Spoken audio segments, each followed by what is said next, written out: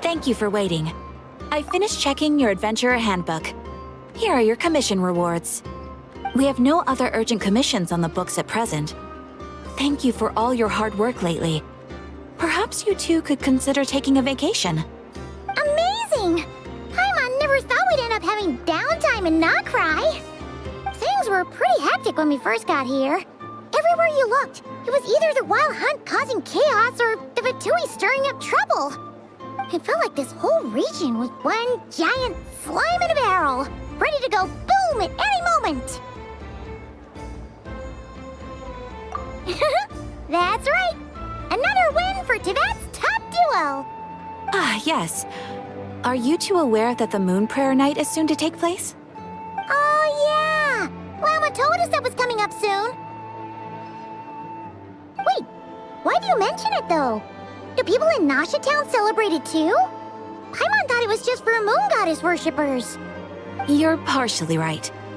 Most people in Nasha Town just see the festival as an opportunity to do business. They do not concern themselves with the religious element. The festival was first celebrated by the Frost Moon Scions. On this day, they would wear moon prayer blossoms and celebrate the birth of the Moon Goddess through song and dance. They would also prepare food and handicrafts and give them as gifts to others. Over time, it became Nocturne's most lively festival. Oh, sounds like fun! Great! Well, in the meantime, since Catherine doesn't have any commissions for us, let's focus on some personal business instead. When we first got here, you mentioned that this was where your spaceship landed? We didn't get to follow up on it at the time, because we got wrapped up in that whole rare air situation, but now we can finally start investigating it properly. Well, there's a saying Paimon's heard around these parts, which goes, if you lift up a rock, you'll find something you weren't looking for. By that logic, you'll never find what you're looking for while you're searching, but the moment you stop looking, it'll jump right out at you. Could be worth a try though, right? Anyway, Paimon suggests we focus on other stuff we want to do for now, and just keep an ear out for spaceship-related intel as we go.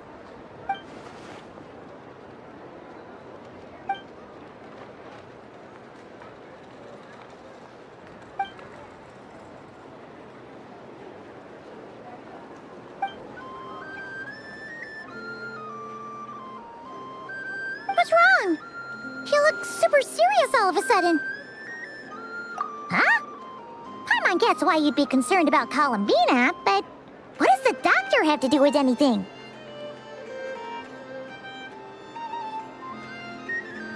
Oh, that's true. And now that you mention it, we're definitely overdue for a showdown with the Fatui. It is weird that he hasn't shown himself this whole time. What could he be up to? True. Paimon would much rather deal with Marionette anyway. She says the meanest things, but when it comes down to it, she doesn't seem like a bad person. Maybe it's the pressure of being a Fatus? Especially as a Harbinger. Does she feel like she's gotta act tough to keep up appearances or something? But then, every time we headed out with Rarier, she always wound up having to repair Polonia and her other robots. That's gotta sting. Losing face always hurts more for people who care a lot about their image. She's probably still furious about it. What? Relax! She's not even here! Huh? What's the matter? Oh, nothing. Sorry, we'll be on our way now. Where are we again? Oh yeah, Columbina? Right, yeah, let's go see Columbina.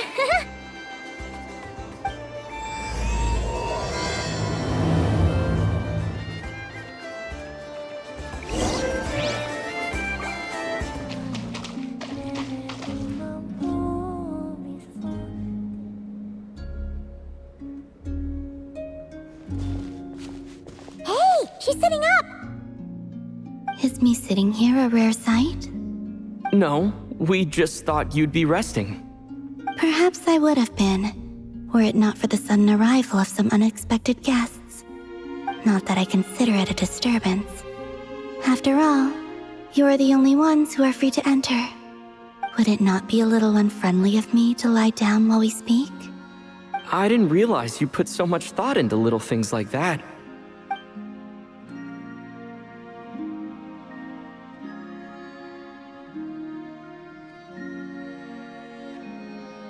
Only sometimes. There have been moments lately where I think about you and your companions. They are warm, mysterious, and cozy memories.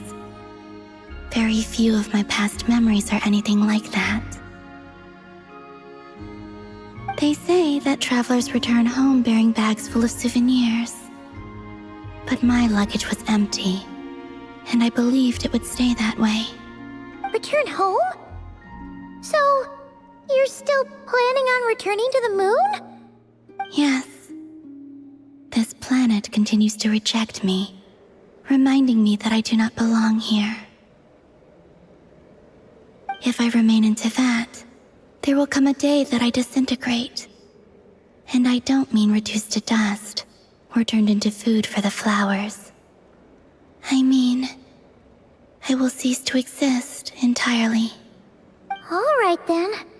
Well, we're sure gonna miss you. But it sounds like we'll have to say goodbye. How do you intend to return? The moon prayer night is soon to arrive. On that day, the moon will be closest to Tevat. The Kuvaki in this land will reach its peak at that time. I merely need to grasp the tide, and with relatively little effort.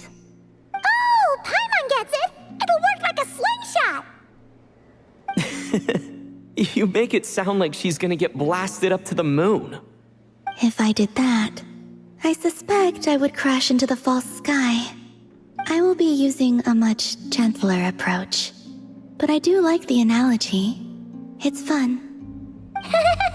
You see? She gets Paimon's sense of humor. In the blink of an eye, the time has come to part ways. It does feel that way, doesn't it? Time seems to fly fastest when you are enjoying it. I have always thought of myself as a wanderer on this earth, and it has never expressed any desire to keep me here. Yet, just as I plan to depart, it tugs at my arm. Is this a gesture of affection? Or is the world mocking me? Oh. Were you hoping I can answer that? Yes.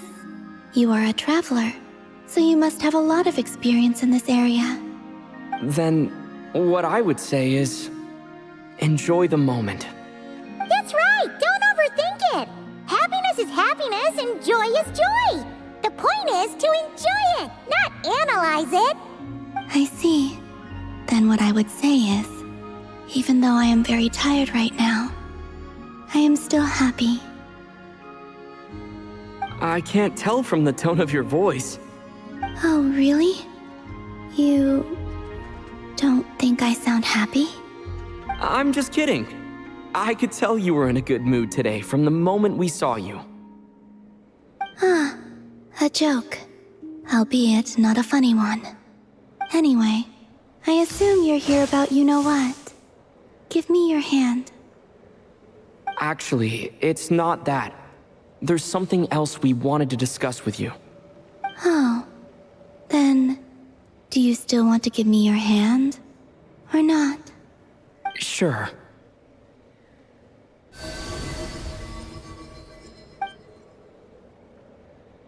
Thank you.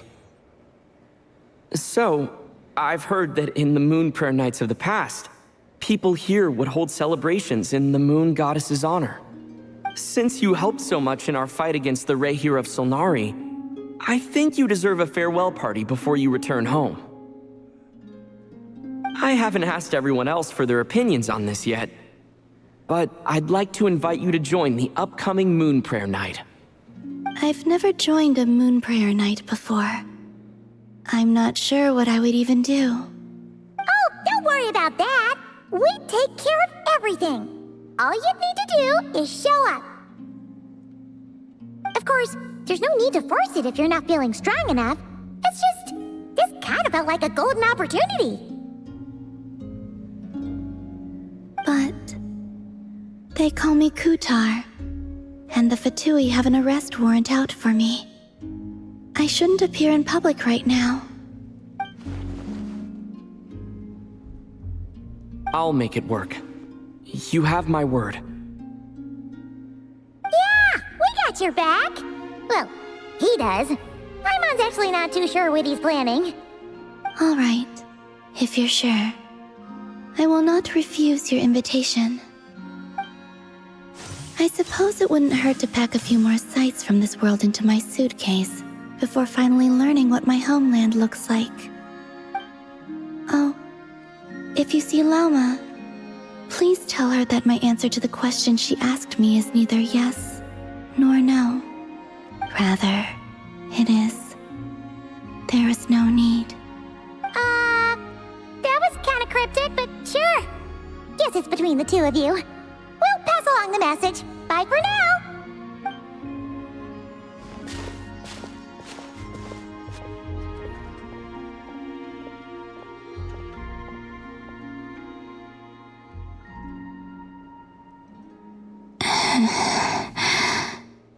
And also, I do not know.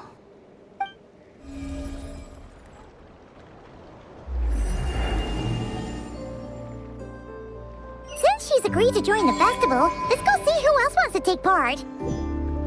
Lauma's gotta be the person most familiar with the Moon Prayer Night. We should start with her. Also, what exactly is your plan to keep her safe? Not sure yet. I'll figure something out. What? Are you serious? And Paimon even gave you her vote of confidence back there! When did you become so sneaky?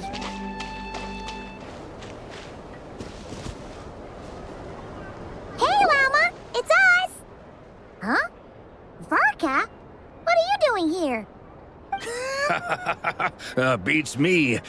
I had a bit too much to drink last night, and when I woke up, I was on Hisi Island. Mr. Varka is helping to oversee Nasha Town's preparations for Moon Prayer Night. He is here to go over some details regarding the decorations and custom cloth designs. Right, yeah, that too. What do you mean, that too? Yes, celebrating this festival is a long-held tradition here in Nocturne. On this day, the crescent moon at the top branches of the verdant crest turns into a full moon, and the moon prayer blossoms bloom with a special radiance. Our people take these to be blessed omens. It's an especially welcome event coming off the back of all that nasty business with Rare. Everyone got put through the ringer recently, and now they're looking to turn their fortunes around.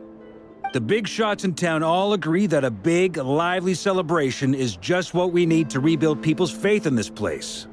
No wonder Catherine said that people weren't so bothered about the religious element. That's right. It's become more of a local custom by this point. The celebrations have little to do with whether the religious stories behind this event are true or not. Even the Frost Moon Scions are eagerly awaiting the coming of Moon Prayer Night, despite now knowing that their past beliefs were founded on a falsehood. That's fair. It's a bit like the Lantern Ride in Liyue. It's a chance for people to enjoy themselves, not debate the existence of the Adepti. Oh, one other thing! We just went to see Columbina. We went ahead and invited her to take part in the festival this time. Hope it's okay. Wait, so... you mean she agreed to it? Huh. That's quite a surprise. Then, I suppose that she intends to return to the moon on that day. Oh, yeah! It's kind of a complicated process, but basically, it's like a slingshot. I understand. In truth, I had a feeling that she might make such a decision. Well, if Kutar has decided to participate in the festival, we should prepare accordingly. Yeah, exactly. She was saying how it could be risky for her to show her face in public. We were wondering if there was any way we could hide her. Unfortunately, the people who carved the statues did an excellent job of capturing her likeness. It will be very challenging to hide a goddess whose face everyone is so familiar with. Darn! We may have bitten off more than we can chew here. Nah, don't sweat the small stuff. We can handle that. Huh? Are you saying you have a plan? Not as such, no, but the most important thing with a festival is to keep the mood light and your spirits up. You can't go preparing for a festival with those long faces. You'll never convince anyone to enjoy themselves. The Mondstatter spirit is strong with this one. As it happens, I agree with Mr. Varka. Let's start by making our appreciation for Kutar the beating heart of the festive atmosphere. And who knows? Once we get the ball rolling, perhaps everything will just fall into place. Hey! Did you catch that? Llama said the thing! Or close enough, at least. I'm looking forward to the Moon Prayer Night already. We have a festival in Mondstadt called Windbloom, and you can always tell which couples are celebrating it for their first time by the smiles on their faces. Big, beaming smiles like their whole face is glowing. And I have a feeling we'll get to see that same smile on the Moon Goddess's face at this festival. Not quite the same, surely.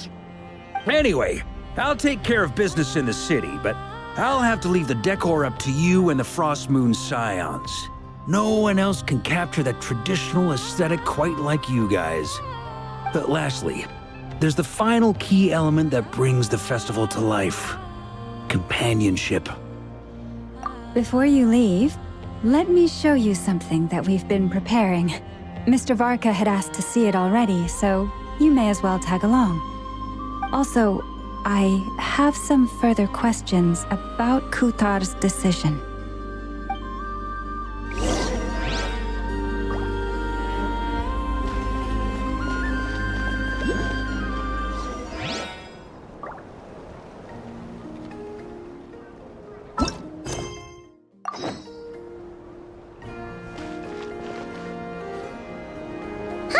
What's this? They sure look like they're having fun. I believe so. Kuhenki seem very skilled at playing drums like these, although I'm not sure where they learned it from. Maybe it's an innate talent? In their eyes, they're probably just playing with toys.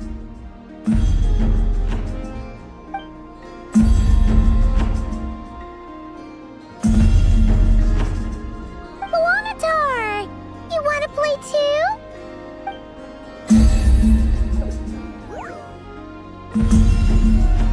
Yeah. She looks more confused than anything. Maybe we can teach her next time if we get the chance.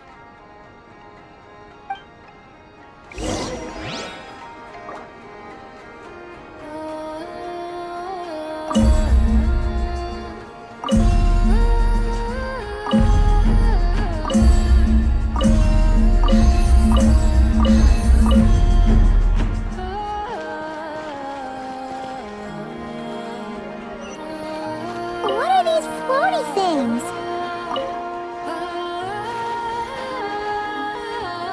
Moon veils. We hang them from buildings in the city during the festival. When you look at the sky through them, it creates a lovely misty effect.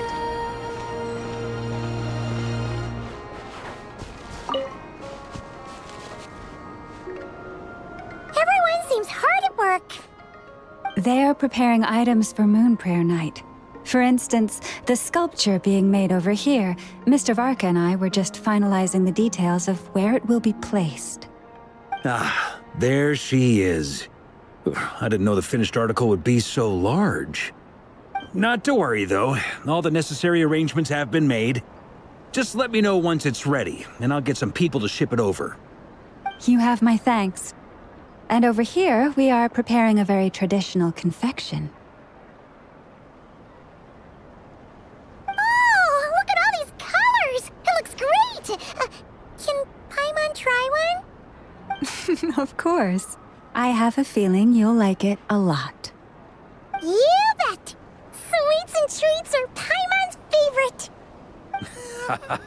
If you included those in the Feast of the Moon, I bet Paimon would have joined the Frost Moon Scions by now. There will also be verdant crests like this present in Nasha Town during the festival. The timing of Moon Prayer Night is not completely set in advance.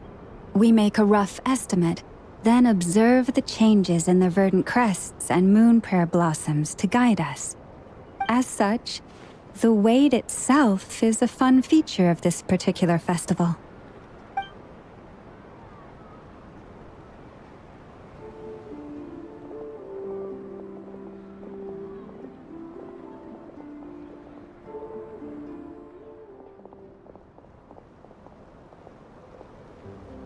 Let's talk here. To tell the truth, I am very surprised to hear that Kutar is willing to participate in the festival. I once asked her if she'd be willing to stay with the Frost Moon Scions. I could introduce her to everyone, and we could be a family to one another. She did not answer, but she has not appeared here since. I took this to mean her answer was no, but if that were the case, she would not have accepted this invitation.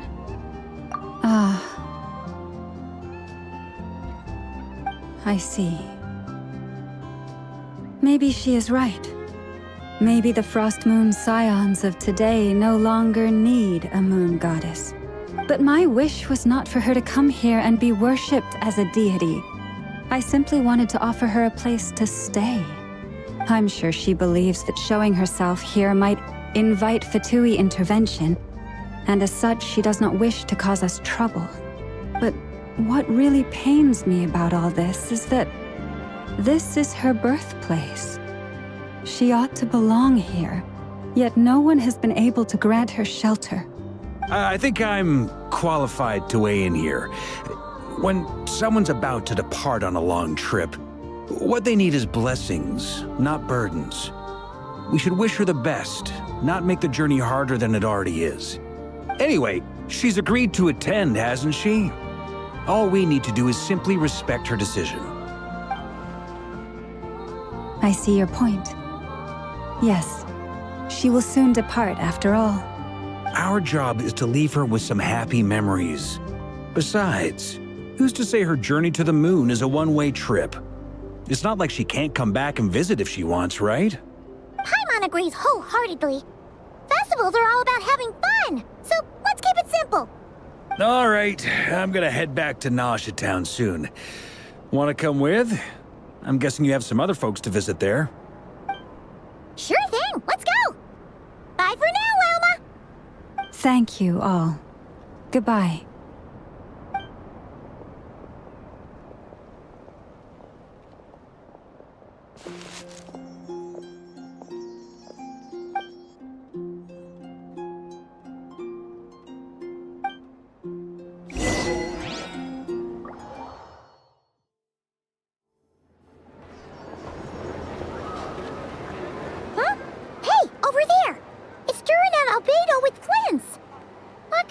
Chatting about?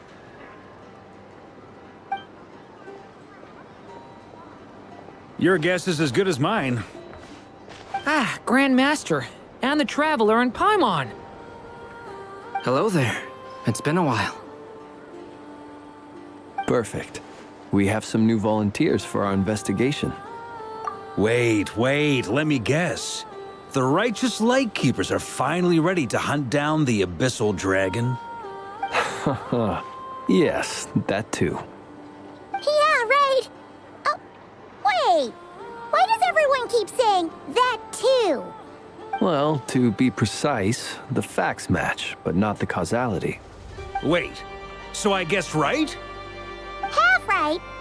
Don't act so impressed with yourself. Maybe I can explain. We ran into Mr. Flint's north of Nasha Town. At that time, we just noticed a few abyssal creatures out in the wild, but the strange thing was, I didn't detect any traces of abyssal energy on them at all. On closer inspection, we realized that they were not real monsters, but something akin to reflections in the water, or perhaps a mirage. Huh? What do you mean? Like, you could see them but not touch them? Exactly. It was very peculiar. They roared and tried to attack us, but we could not make any physical contact with them. I think I've heard of things like that happening in Nocturne before, but I don't know much about it. Yes, it's a known phenomenon. Mirage-like illusions tend to appear in Nocturne in the run-up to Moon Prayer Night. From a distance, they appear quite real. I myself thought that Misters Durin and Albedo were locked in battle with abyssal monsters when I first arrived. But after sharing intel and investigating a little further, we can confirm that these illusions are harmless. There is no great cause for concern. All the Mirage stories I've heard are either animals, rocks, or small houses. Abyssal monsters, though? That's a first. It's a first for me, too. So I'm planning to look into it further just to be on the safe side. I intend to inspect a few more locations. What about you two? Any plans? Alice contacted me a few days ago. She'd like me and Durin to assist her with an experiment. But we lost contact shortly after receiving the message. I'm sure that comes as no surprise to anyone familiar with her. We don't know when the wind will blow, yet when the wind blows, we will know. That, in a nutshell, describes how Alice operates. Yeah, that tracks. Okay. Well, I suggest we investigate this Mirage business in the meantime. It's piqued my curiosity, and I'm pretty sure I know someone who will already be 10 steps ahead of us. Well said. Right? Whatever's happening in Nocturne, she always seems to be the first one to know. Let's go see what she knows. We can invite her and her staff to the festival while we're at it.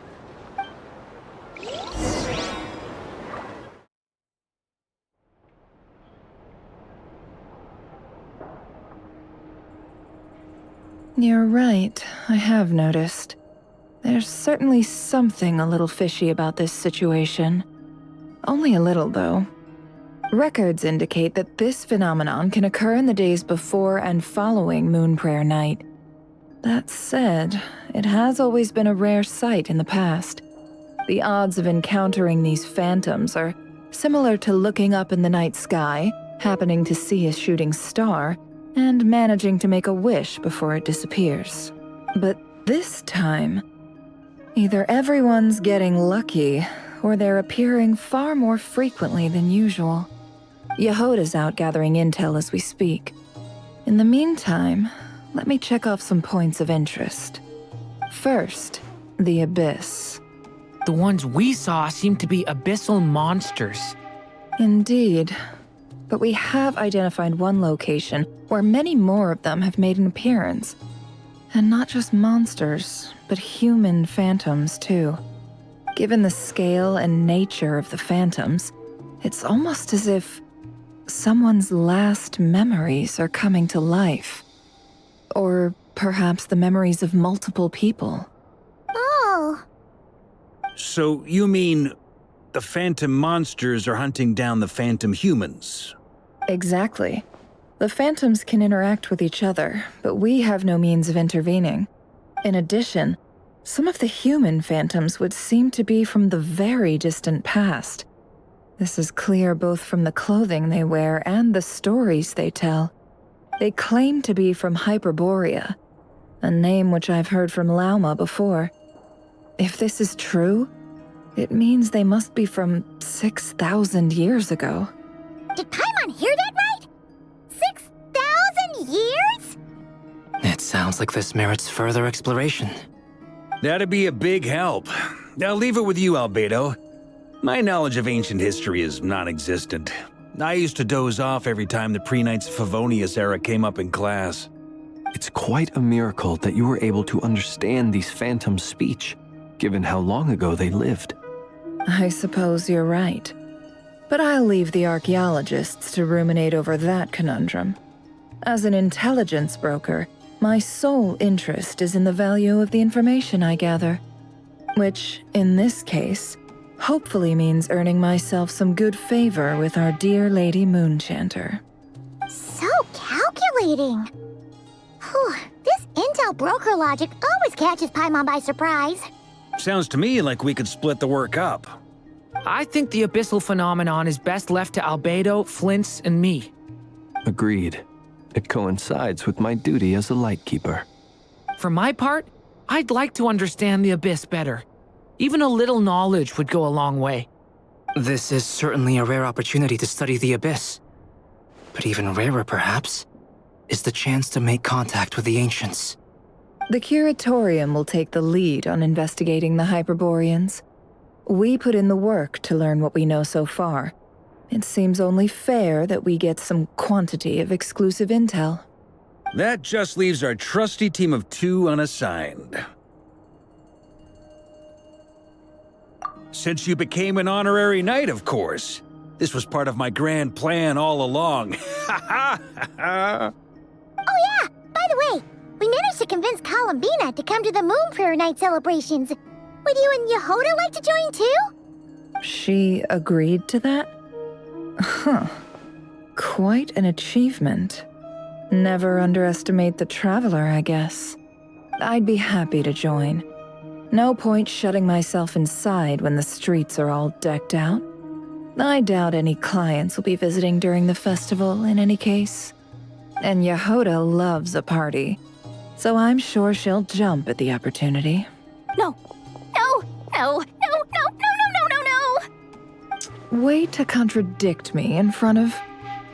Wait, no, that's not what I have bad news, boss. So many people. All right, everyone inside, quick.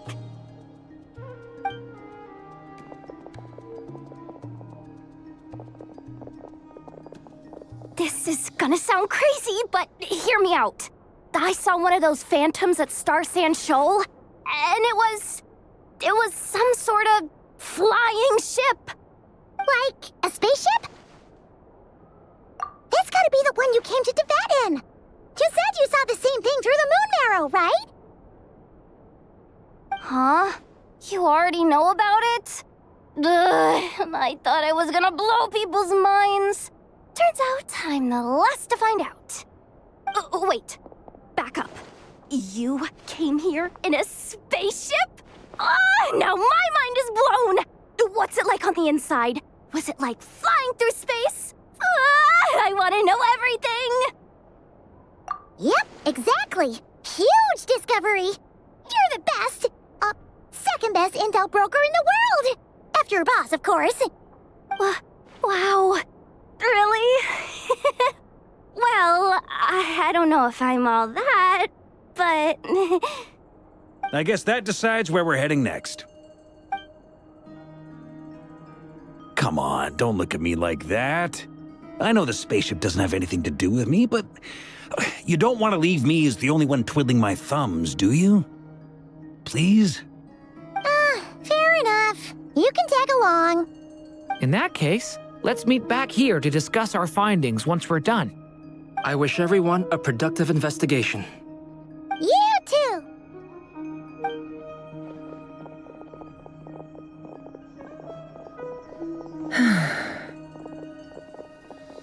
What's up, boss? Aren't we gonna head out? Tell me, Yehoda, when did the Curatorium start giving out intel for free? Oh, sorry, boss.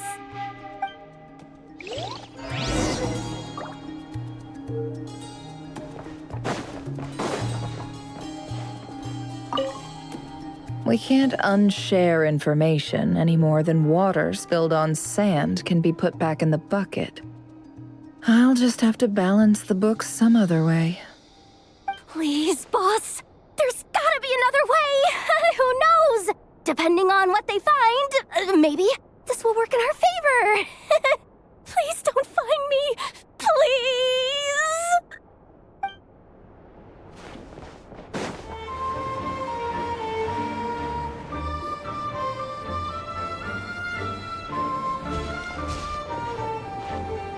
Wow, what do you know? Yehoda was right on the money. This phantom really is your spaceship. But that's so weird. Why would it show up here? Is it some kind of projection? Or a ghost? Like, maybe it no longer exists, but somehow it left an afterimage? Ah, you're already here. Miss Lauma, what a surprise. I thought you were busy with festival preparations. I was, until one of our people informed me that a strange sight had appeared at Starsand Shoal. No one's ever seen something quite like this before. I thought I should see it for myself. Same here. Oh, so we heard that these things appear around the festival period. Any idea why that is? Unfortunately not. We have very limited information about them, since they can't be interacted with. And no human phantoms have ever made an appearance before now. The most we've been able to deduce is that these sightings appear to be connected to the increase in Kuvaki energy around this time. Yeah, seems like that's all we can do. This is all so confusing. Allow me to lend you a hand.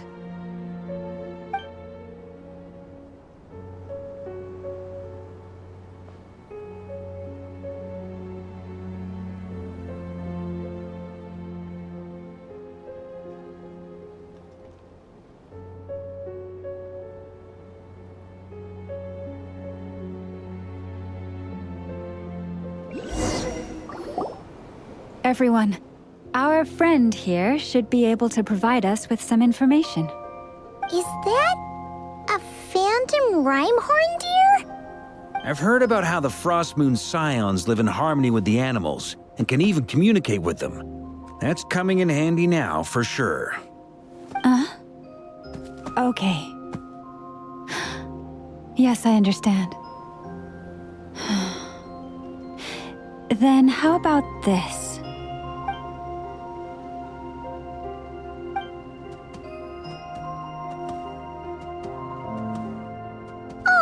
It's leaving.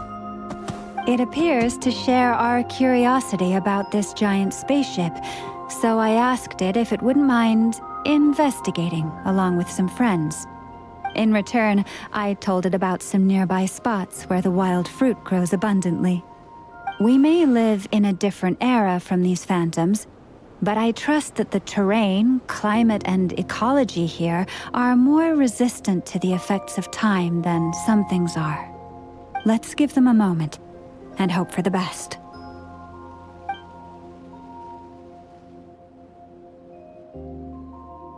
All back together? Must have been a lot of fruit. Indeed. Now let me ask them some questions.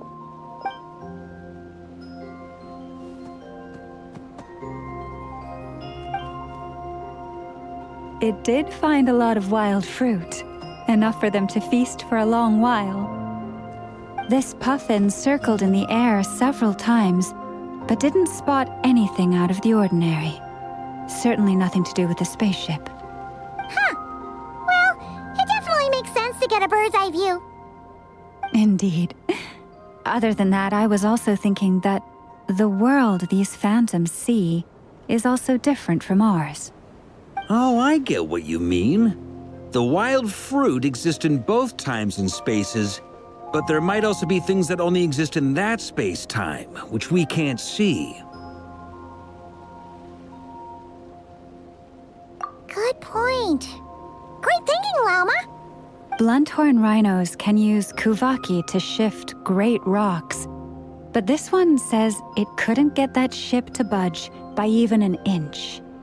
The sniffer mole tried too, but despite being a skilled digger, it could not get through. They say that the spaceship looks robust and undamaged. It seems completely impervious to any and all attacks. Whatever lies within is well defended from harm. So, just like us humans, there was nothing they could do about this spaceship either. Yes, still, they deserve our thanks. We are grateful for all your efforts, dear friends. Now go, and enjoy your feast. I've noticed some other human phantoms gathered nearby. Come on, let's go talk to them.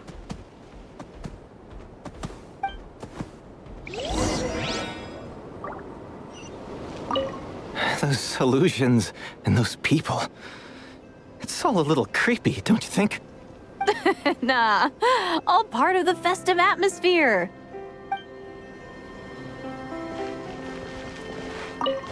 Have you ever seen anything like this?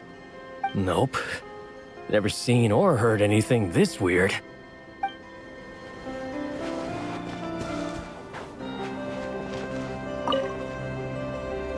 What is this thing? I've never seen it move, and there's no way to get inside. Goodness knows. My grandpa says it's been sitting here at least since his grandpa was still alive. What about his grandpa? Did he say anything to your grandpa's grandpa about it? Huh? I don't know. In all likelihood, it was here back then too. Hard to imagine something this huge could move. Guess that means that as far as they're concerned, this ship's been around a long time.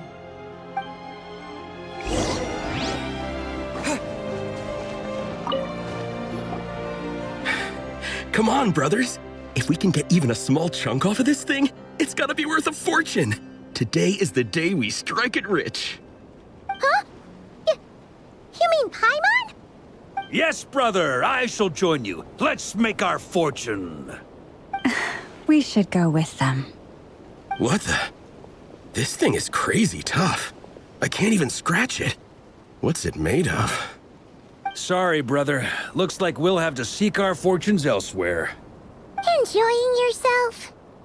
I was just seeing if I could influence this phantom's perception by playing. But nope, no dice. I'm sure we're all starting to build up an idea of what's going on here now that we've spoken to some of the people. These phantoms are reenacting real historical events in Nocturne. It's almost like we're in some kind of interactive stage play. We can talk to the actors, but the plot is fixed and we can't influence it. It makes sense. History is set in stone. The objective facts of the past cannot be changed. Paimon totally thought you were just goofing around earlier. But actually, you were doing some serious investigating. Of course I was. Anyway, at this point, I think we're forced to conclude that although the Phantom spaceship is right there in front of us, we aren't going to learn much about it from these people.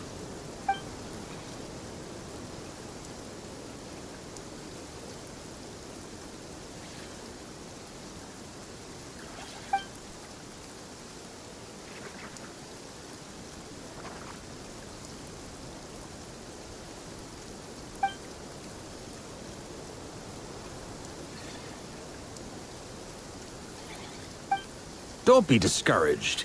If nothing else, this is proof of the ship's existence. And think about it. So many people tried to hack their way inside, but no one could get the door open. It's made of very tough material. To me, that says that we'll either find the ship itself or the story behind it. It's just a matter of time. Huh. Every now and then, when Varka gets serious, he actually does seem like Grandmaster material for once. I wonder how the others are doing. Let's head back for now. Sounds good. Also, drinks are on me if Team Knights of Favonius is the first to finish. Wait, we have a team name now? Am I in Team Knights of Favonius as well? You're very welcome to join. We've even got a cathedral ready for you. Isn't that technically blasphemy? You wouldn't dare make a joke like that if Barbados was in earshot. Nah, I'm sure Barbados doesn't mind a little harmless blasphemy once in a while.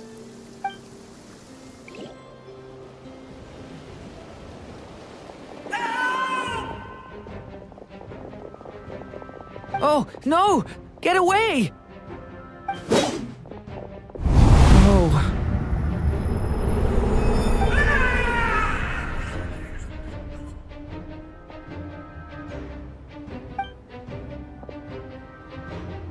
I know it's hard to stomach, Mr. Duran.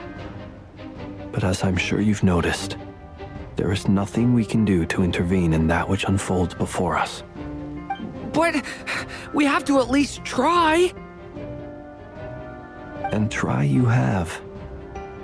But are you aware of how many unsuccessful attempts you've made now? I wasn't keeping count. I'm afraid this is the 39th failure so far. Or the 5th if we're only counting this particular victim. There are no indications that these phantoms may be altered in any way. You seem to have calmed down a little. I'll make us a fire. You should rest and have some water. Feeling any better now, Mr. Duran? May I ask a few questions? Be my guest. What exactly are we witnessing here? What happened to those people? My guess would be that we are seeing Nocturne during the Conrian Cataclysm. Would that be accurate? Conria. That is correct. As you know, once the Abyss senses even the tiniest crack, it floods in and spreads like wildfire. There was a time in the distant past when it permeated all of Nocturne, causing immeasurable harm. The people paid a terrible price to heal this land. Then, 500 years ago, the whole of Teyvat suffered an abyssal disaster. Once more, Nocturne was dealt a devastating blow. I see. In the face of the abyssal onslaught, all were like grains of sand tossed around by a tidal wave. Be they human, fae, or god. The moment you witnessed is but one drop in a whole ocean of catastrophe. All right. I guess that answers my second question, too. I wanted to know why there's nothing I could do to help them, and that's because what we are seeing is history. That would be my guess as well. As I understand it, history and fate are not all that dissimilar. The latter may be unseen to us, but both are immutable. Yes. Fate was determined long, long ago. I still have a couple of other questions for you, Mr. Flint's. You mentioned more than one abyssal disaster that has struck this land in the past. How can you be sure that what we're seeing is from the Conrian incident? And also, how are you able to stay so calm when you're talking about these events? From everything I know about you, you're not cold or ruthless, and you're not indifferent to the suffering of others. Alas, I am forced to show my age. I must be 600 or 700 years old by human measure. Wait, so you... One is not easily moved by history when one has witnessed the truth firsthand. I'm sorry. You needn't apologize. Your passion is a good thing to have. Treasure it, because someday you may find it in terribly short supply. Now, at the risk of offending you, I have a question in return. Your curiosity toward the Abyss, is it born from hatred or because you sense its call? I only ask because I kept a fragment of Rerir's body in my lantern for a short time. Specifically, his heart. So I know what a burden it can be to carry the Abyss with you. And I hear its power growling from somewhere within you. In my eyes, your mere existence is a miracle. My honest answer is... I don't know. I don't think I have the confidence to say for certain. What I will say is the Abyss is not the only issue that haunts me. Even before I became who I am today, the question dogged me constantly. Should I even exist at all? My doubts remain unresolved. But when we fought Rerir, something became a little clearer to me. Sometimes it is the darkness within us that allows us to achieve the impossible. I certainly got the sense from your 39 attempts that you were trying to achieve the impossible. It sounds like you've resolved to see the truth for yourself. Absolutely. In that sense, he and I are quite similar. Then I wish you every success. I look forward to the day of your transcension. Well, if everyone's caught their breath, I suppose we should head back. Oh, and one last thing. I'd appreciate if you kept our discussion about history a secret. Incredibly, our separate investigations led us all to the same conclusion. Hooray for consensus! Yeah, but we barely learned anything, though. I totally thought this would be the mother lode. Talking with the ancients? I mean, come on! But nope. All we got was useless snippets of conversation. And all this stuff about moons and hyperopia. What a load of baloney. Seems like people back then had a few screws loose. I understand your frustration. We found the same issue. Each phantom only showed a very brief moment in time. There isn't much value to be found in these miscellaneous fragments of a civilization's history, no matter how glorious it may have been. If there's a silver lining, it's that these phantoms are harmless to the present reality. They shouldn't get in the way of the festivities. Paimon agrees. And not just because it's the first thing she understood in this whole conversation. You look disappointed, Nefer. Is something the matter? What do you think? We all worked our tails off, but the only one to gain anything from it was you, Lady Moonjanter. Well, please do share the Hyperborean records with me. I will gladly inscribe them in our people's documents. Oh, duh! Yeah! That was it! Hyperborea! Hyperborea. I'm serious. Only an expert in the Frost Moon Scions and their history can turn these records into valuable research material. The alternative is to let them gather dust on the curatorium's storage shelves until the pages turn yellow. Nefer, you're wise enough to know that cooperating and sharing the profits is the best course of action here. Well, that goes without saying. Sure, let's do that. Huh? But didn't you say we aren't supposed to give out intel for free? Sorry. Shutting up. Now is not a good time to push Nefer's buttons. Anyway, back to Moon Prayer Night.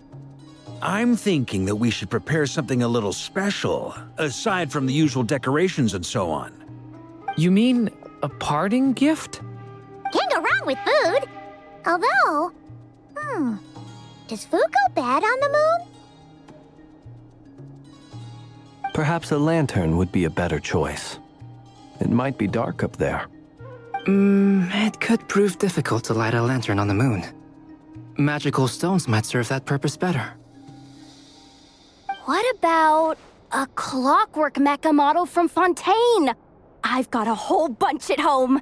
I use them for fighting practice in my free time.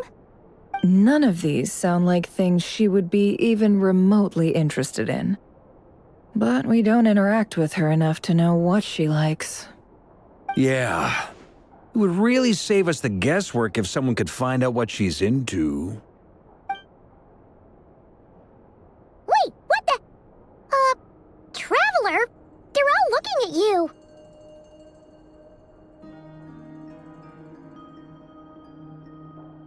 Great! Haha, problem solved. Now, I need to stop by Dory's. Gonna need her help sourcing a bunch of stuff for the festival. Then let's leave it there for now. We all have our own business to attend to. Traveler, if you find out what Kutar likes, let us know right away.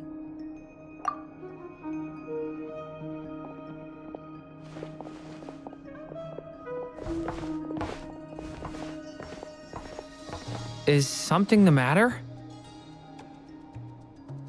I'm fine. It's just... I'm still feeling a little rattled after witnessing the horrors of the Abyss. But it's okay. This is something I have to work through. I'll be all right. Thanks for your concern. Well, don't put too much pressure on yourself. If you ever feel like something's wrong, physically or mentally, we're here to talk. Come on. Stop treating me like a kid.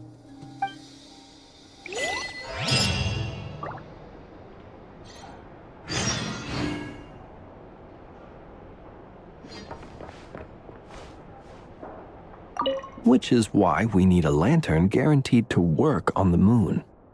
Yes, I have a few ideas, but the lantern itself is the easy part. The real issue is how little we know about the lunar environment.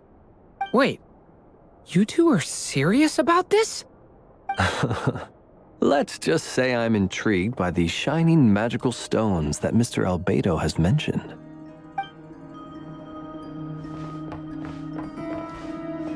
Could you do me a solid and try to smooth things over with Boss Neff?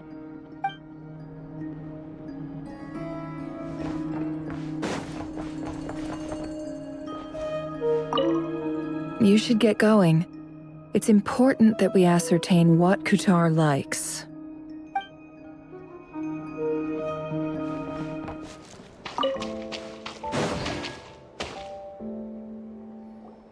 Columbina, we're back! Huh?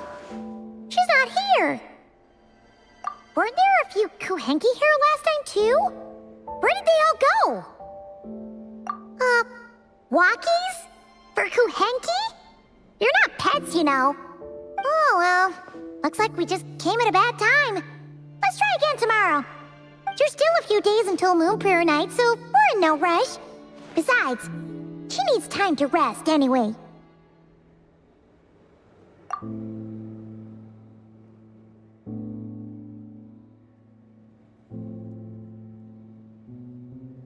Columbina! Are you back yet? Oh, how strange. Looks like she still isn't here. Right? It's not like her to spend so much time outside, especially since she's worried about attracting unwanted attention. What about Luonatar? Luonatar, you there? Hey! Do you know where Columbina went? Sorry, didn't understand. But if you know where she is, could you take us to her?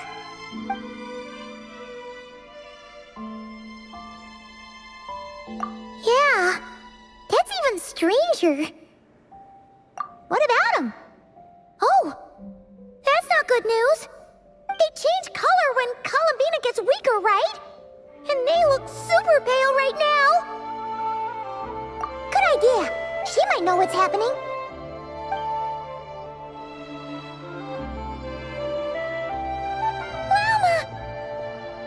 Ah, it's you. How is Kutar? Is she okay? No, she hasn't. I came here to check on her after I noticed the flowers had changed color. Based on past precedent, she must be very weak right now. Even getting up to walk would be a struggle. It seems unlikely that she wandered off outside. Not to mention that she doesn't do that at the best of times either. So yeah, this is super weird. No. Very few people are in the know about Kutar's whereabouts. And if anyone suspicious had visited, they'd have left some sort of evidence. Come on, let's go to Nasha Town. If anyone has seen her, someone there will know about it. It's not Cry's information hub after all. Makes sense. Let's go!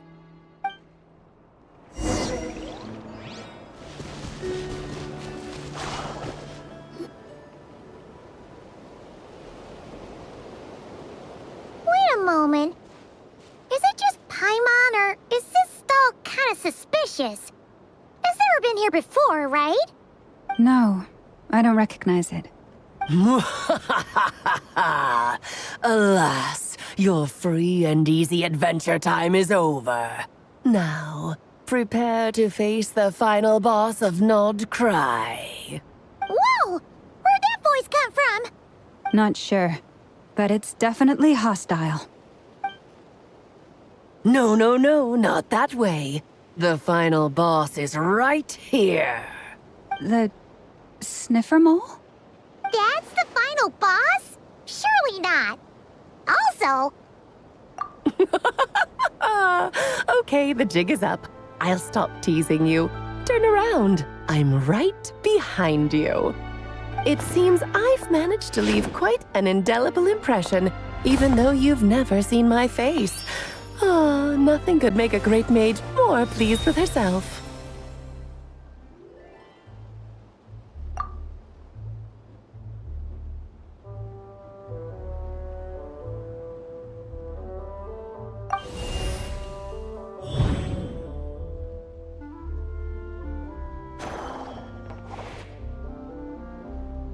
What is going on?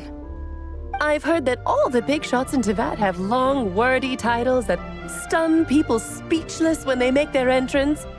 Unfortunately, none of them are affiliated with the Hexenzirkel, and we ourselves keep a very low profile. The notorious name-dropping doesn't quite work for us. Still, I, for one, think I'm really quite amazing. So that didn't stop me from coming up with a title anyway. Alice! It's really you this time?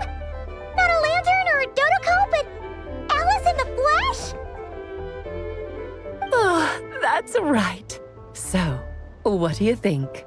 How does it feel to finally meet me? You look like... Oh, that's the first thing you thought. A little surprising, but that actually makes me very happy. Because that means that when Klee grows up, she'll be just as stunningly beautiful as her mother. So she's a friend of yours? Kind of. This is actually the first time we've seen her in person. I see. Madam Mage, that was, quite a powerful entrance. I certainly won't be forgetting it anytime soon. It's okay, Lauma, don't force it. Paimon will do the honors. This is Alice from the Hexenzirkel. She's a friend of ours, and of Arcus, too. That's right. She's a good person, just kinda unpredictable. Well, what is the human heart if not unpredictable? Hmm? If we could not do as we please, how would we differ from machines? I am Lauma, Moon Chanter of the Frost Moon Scions. It is a pleasure to meet you. Oh, I know. Before you got here, I spent a good, 15 minutes getting up to speed on Nodcry's present situation. In other words, I've read the whole in the last episode part, so we can skip the pleasantries. Fair enough. Well, Miss Alice, I can already tell that you have quite a unique personality. You'll get used to it. Paimon sure is. So anyway, what are you doing in Nodcry, Alice? Oh, I thought I told you already. This time, I'm the final boss. And what a formidable foe I shall be. Powerful, confident, decisive, and good luck finding my weak spot. You will never succeed. Oh, drat! My one weakness, and you found it in an instant. Fate has been dealt a devastating blow. Thus falls the great Dodo King. Why are you playing along with this nonsense? For funsies, of course. What's wrong, Paimon? Are you disappointed in me? Am I a gigantic letdown? No, it's just... you seem like a busy lady. And this is the one time you've shown up in person. Paimon figured it would be for something more high stakes than just goofing around. You're quite right. I'm here in Nodcry because something big happened. Something big enough it caught the attention of the Hexenzirkel. It concerns the 3 moons, Tevat's borders, and of course, the moon goddess you are currently searching for. Kind of. Why don't we discuss this over a pot of tea? My main reason for coming on this trip to Tevat was, of course, to have some fun. But I do technically have a job to do as well, namely, maintaining the stability of Tevat's borders. I'll skip over the complicated parts, but to sum it up, abyssal energies are all that lie beyond Tevat's border. We'd find ourselves in a real pickle if they ever made it through. And the phantoms you've been seeing are a sign that the border has been disturbed. No wonder they tend to show up around Moon Prayer Night. Is it because the real moon is now so close to us that its power can cross the border? In part, but only a negligible amount passes through. Just enough to influence the verdant crests and so on. And as you've noticed, there has been an unprecedented number of phantoms appearing this year. The influence of the moon beyond the border cannot explain this. No, there is another far greater factor at play. The trilunar syzygy. A trilunar syzygy. Eons ago, before the heavenly principles came to Devat, it was the then 3 moon goddesses who controlled the laws of this world. Oh, that's exactly it! The 3 goddesses split these powers amongst themselves, promising never to consolidate them into one singular body. This was meant to keep the world stable. But, fast-forwarding to the present, the eternal moon's marrow is with you, while the iridescent moon's marrow, which should never have appeared in this world, has been retrieved. Add that to the presence of a moon goddess in the flesh and... the power of all 3 moons is gathered here in Nocturne. There hasn't been an event like this since the War of Funerary Flame. And it's having a noticeable effect on Tevat's borders. Because I wish to give my darling daughter a peaceful, sunny environment to grow up in. Is that a good enough reason? Kinda sounds like you're dodging the question, but it does make sense. Well, that's one reason anyway, and the most important one. The others are a little complicated to explain. For instance, cleaning up after dearest Miss R. Albedo could tell you more about that if you're curious, but right now, I have a more important question to ask you. Why are you collecting the moon marrows? I see. Nicole told me about that legend once. Nicole? You mean Mage Anne? Oh, so you remember. Yes, of course. That was a story about fate, her area of expertise. But back to the story of our dear moon goddess. I'm afraid her intended method of returning to the moon is unlikely to work anymore. What does that mean? She may be missing, but she hasn't gone anywhere. She has disappeared.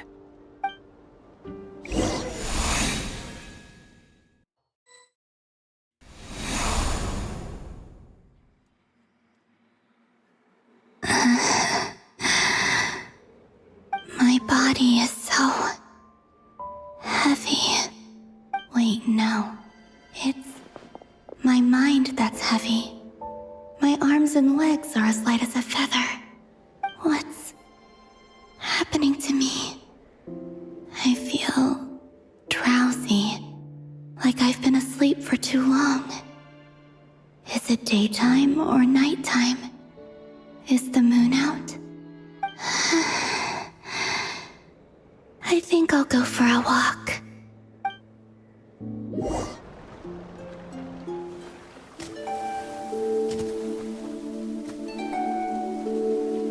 Are you out for a walk too? Huh?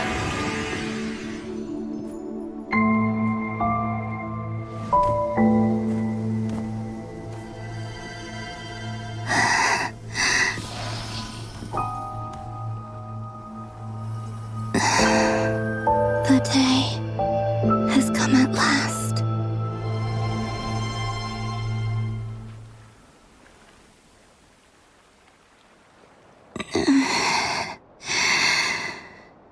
Have I grown so weak that I can't even sustain my physical form?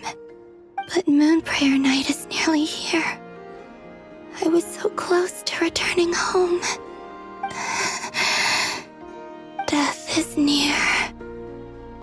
Is this how it ends for me? Will I return to the moon after I disappear? Or... I don't want it to end like this. So far, at least, I still exist.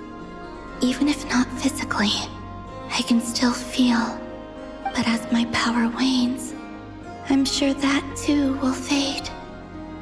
I suppose I might take one final look at this world. The world where I was born.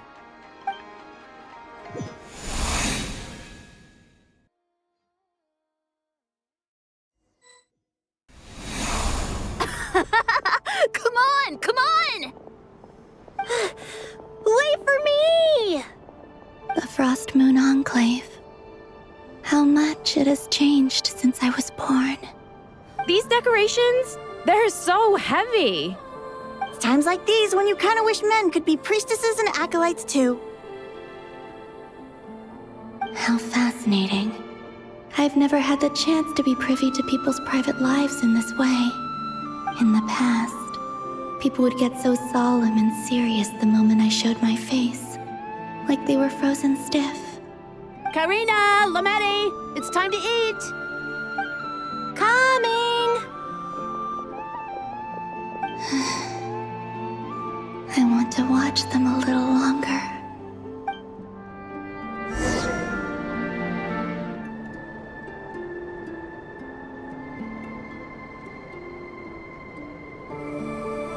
So just fill these balloons with air, right?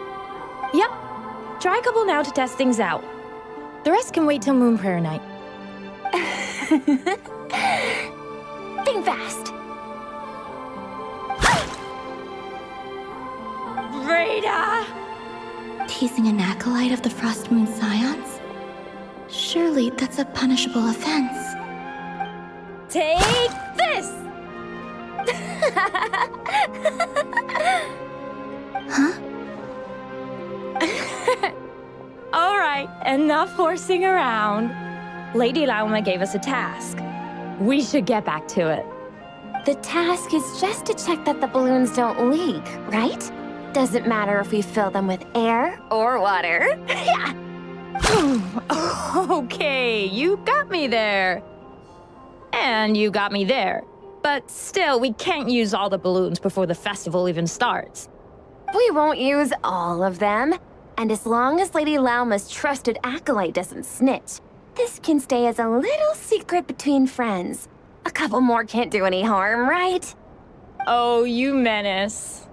Then, think fast! Is pumping a balloon full of water really so much fun?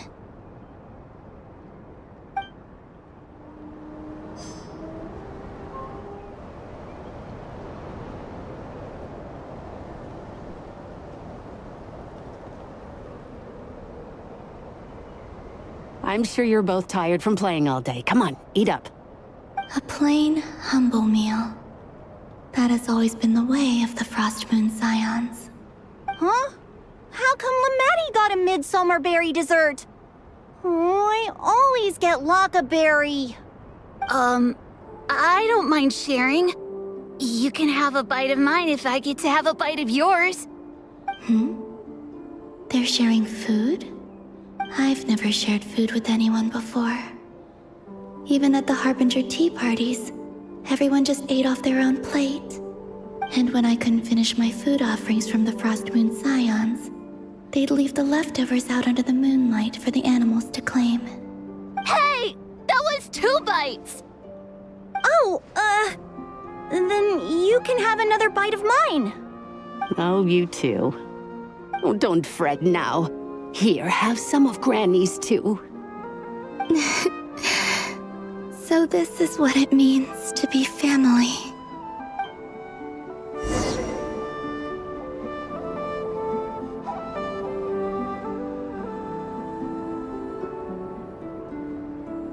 I'm seeing so much that I'd never usually get to see. They'd never act like this when I was around. It's nice, being able to just watch people in peace in these final moments. What a rare opportunity. I think I'll go take a look around Nasha Town, too. Maybe the Traveler will be there.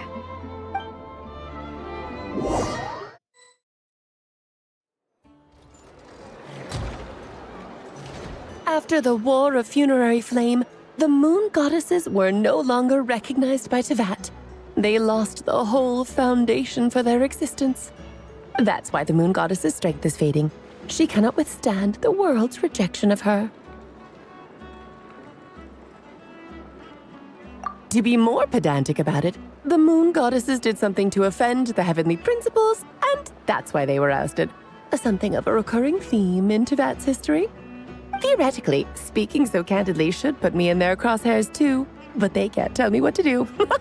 I'll say whatever I want. Anywho, The Moon Marrow energies were but a drop in the bucket for her, and that battle against the Ray Hair of Solnari only weakened her further. Fortunately, it happened close enough to Moon Prayer Night when the Kuvaki concentration here is high. That's the only reason she managed to survive this long. What do you mean, fortunately? You said she disappeared. We're too late. Ugh, what a headache. I thought this was all common knowledge. I guess I have some more explaining to do.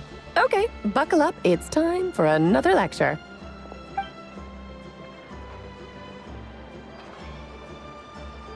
Now, I said earlier that the moon goddesses lost the foundation for their existence. The reason for that has to do with the natural order. Basically, the rationale for their existence in Tevat was lost. The same logic applies to the present moon goddess, too. Consider her existence so far. Her comrades in the Fatui called her Damselette. And she was worshipped as Kutar by the Frost Moon Scions. But these connections have now been severed, whether by her hand or yours. So, the rationale that once sustained her existence is now gone. Wait, we did that to her? Oh, well, strictly speaking, yes. But let's not start pointing fingers, shall we? I'll only end up as the big bad villain, and that's not the kind of final boss I want to be. Of course I do. I'm only the greatest mage in the whole entire world. Now, if you wish to find your moon goddess, there are two problems we need to solve. Firstly, we'll need to strengthen the connection between her and Tevat, at least enough to sustain her until Moon Prayer Night. Strengthen her connection? But does that mean I'll have to rally all the Frost Moon faithful behind this? I'm afraid a bygone faith and a former home won't be of any help to her now. Do you know her name? Her name? Yes. Names are very important things. A name is a fundamental concept that anchors one's entire existence. Then your first job is to find it. As a moon goddess, I'm sure she must have a name she identifies with. Neither Columbina nor Kutar is her true name, and she's never really accepted either of them. So, finding out her real name is enough to sustain her existence? Yes, I know it sounds like a small step, but every journey begins that way. So for now, that's all we need to focus on. The second problem is with her plan to use the moon marrows to return to the moon. Unfortunately, piercing through the false sky will take an enormous amount of power. Given her current condition, she won't be able to provide anywhere near enough power, even if she recovers her physical form. But no need to fret. Nicole's the expert in this field, and I'm sure she'll figure something out. Wait, Mage N is going to help us out too? That means we've got 2 Hexacircle mages on the case. This is turning into a pretty big deal. Actually, this is more of a side quest for me. Like you said, I'm a busy lady, so I can't stay for too long. I'll have to return to Tevat's border soon. That's the upside you get for looking out for my little Klee. Hopefully that will incentivize you to carry on keeping her company in the future. Anyway, jokes aside, you'd better get moving. It will take quite a miracle for the moon goddess's consciousness to hold out till Moon Prayer Night. Oh, I suppose I might as well tell you where Nicole is before I leave. Off you go now. Time to meet your new friend. Oh, yes, and a little suggestion. Don't forget to mind your heads. What? I wonder how Durin's doing. I should really go see him before I head back. You really are super busy. I most certainly am. There's so many children I have to keep tabs on just in Mondstadt. Durin, Albedo, Venti, Varka. Klee didn't make the list, huh? Of course not. Klee is my pride and joy. I have no qualms about her, because she's the best child in the whole wide world. Yep. Klee's a little angel. I'm glad you agree. Well, all the best. See you when I see you.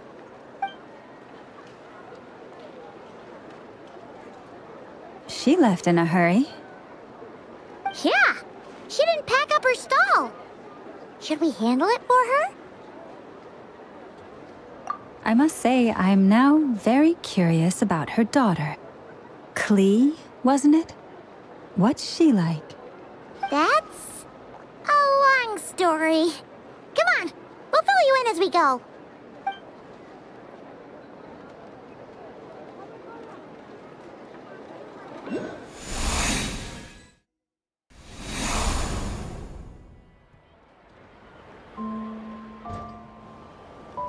What a lively place.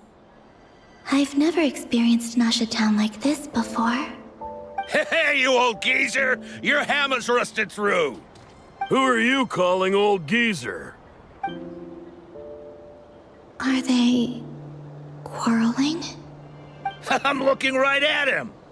You've really gone downhill since giving your daughter free rein in the workshop. Can you even swing a hammer anymore? It shouldn't take you days just to fix a single chair. You might as well use that hammer to massage my back for all the good it's doing. Don't run your mouth, or you'll get a back massage that'll put you in bed for the rest of your life. Look, the materials haven't arrived yet, all right? You know how busy it gets in the days before Moon Prayer Night. I'll bet you send all the materials to your little princess. Blood's always thicker than water, huh? All right, you've made your point, Uncle Koski. As soon as the materials arrive, fixing your chair will be the #1 priority. And Dad, if you've got time to chat, why don't you lend me a hand, See? Lolka knows what the score is. I guess they're friends. But the way they spoke to each other was so ugly. Then again, it wouldn't be the first time I've seen something like this. Columbina! Sing outside my door in the middle of the night one more time, and I'll unscrew your vocal cords. You hear me? Oh, Sandrone. So that was her way of trying to be friends with me. What a pity. I won't get the chance to say any ugly things in reply.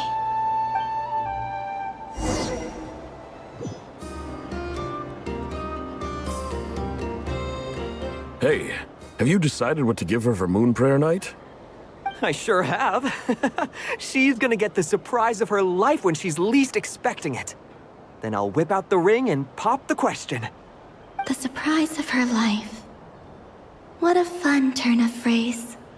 Cool, I get the picture. You can spare me the gushy details.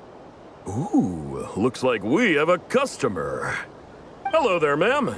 Would you like some Moon Prayer Night candy? Huh? Is he talking to me? Can he see me? Here you go. Oh.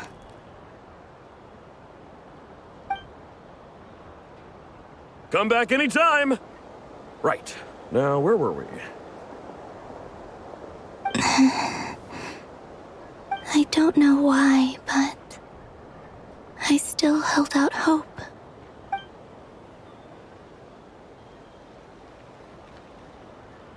The most important thing right now is to find that mage. This name thing seems super important too, but where do we even start looking? I'd better go pay the Fatui a visit.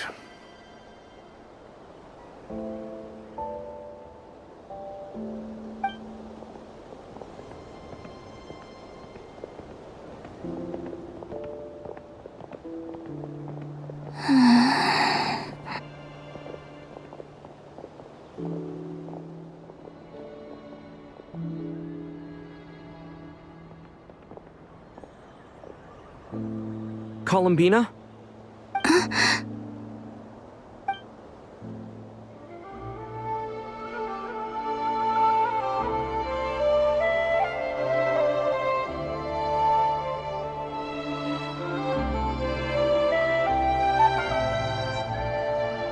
Traveler? Let's go! This is no time to be spacing out!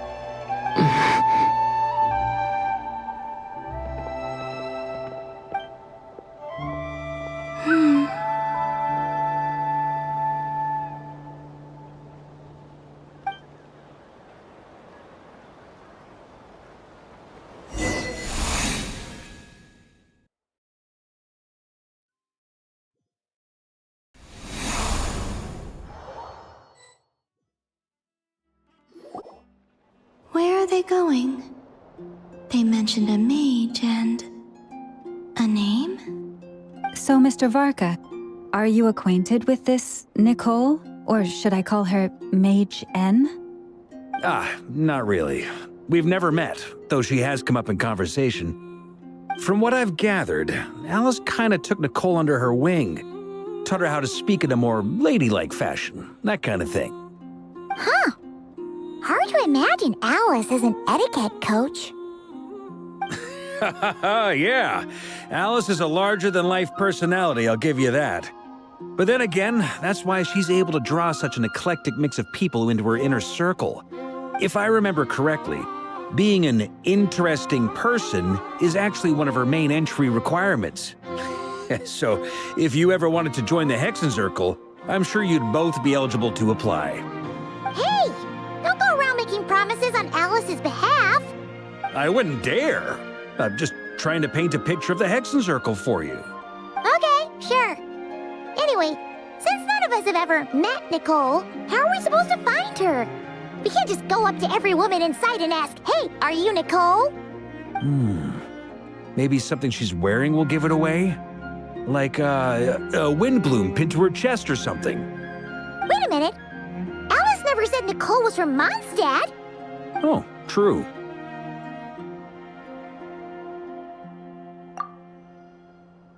That would be... this young lady, then?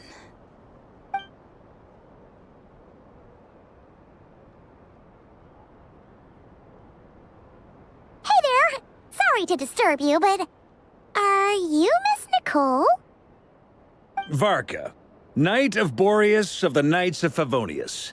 Alice might have mentioned me before. Mm-mm. Have we got the wrong person? Sorry. Well, this is awkward. When I shook my head, I meant, no, Alice hasn't mentioned you before. Huh? Where is this voice coming from? My apologies. For certain reasons, I am unable to speak. This is the only way I can communicate with you. It might take some getting used to, but I hope you can understand. Hey, it's fine. I'm more shocked by the fact that Alice never speaks about me. I mean, As for you two, we have crossed paths twice before, but it is nonetheless a pleasure to finally meet you. Oh, it's really you! Thanks for all your guidance in the past. You're quite welcome. This time, things are different. We have reached the unwritten pages of the story. You might say that we stand at the crossroads of fate. Now then, allow me to formally introduce myself. My name is... No, stop! Alice! I can't believe it! I had a whole speech prepared. I'd agonized over every single word. She always picks the worst moments to ruin other people's plans. I'm so sorry about that. Alice took the liberty of devising some bespoke self-introduction magic for each member of the Hexenzirkel. But I could have sworn I deleted all of the triggering conditions for it. How did it bypass everything? Oh gosh, this is so embarrassing. This is a very different side of Nicole than what we're used to. Is she not used to face-to-face interactions? Don't worry about it. We've seen that introduction magic once already, so it wasn't too much of a shock. Please go on, Miss Nicole. We'd love to hear what you have to say, or, well, communicate. Huh? Are they talking to this lady? But... will you all promise to forget that horrendously embarrassing introduction? sorry, embarrassing. When?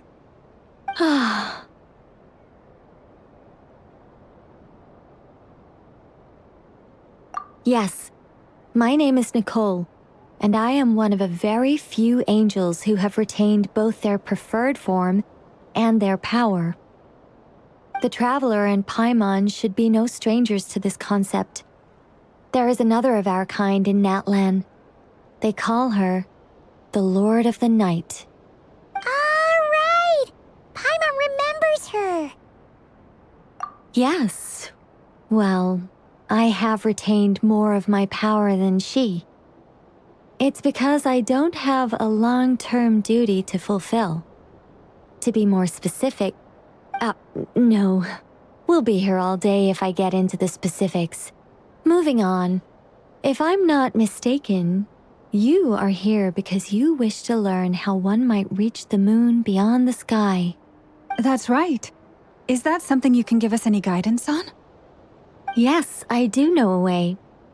It began with the Hyperboreans, who lived after the War of Funerary Flame. Blank looks. Maybe I should start with the background of the war. Or maybe not. It shouldn't be an issue. I'll fill in the gaps for you when we have more time. Anyway, after that war ended, the three moons retreated to beyond the false sky. The Hyperboreans were humans I once aided. They accepted the civilization and creations bestowed upon them by the angels.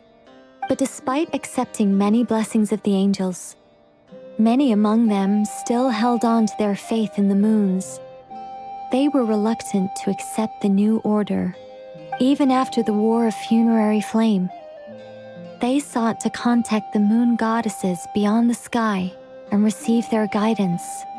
But all three had passed away by that point. This mage has a unique method of communicating. Is she talking about the moons? Yes, but they did not know.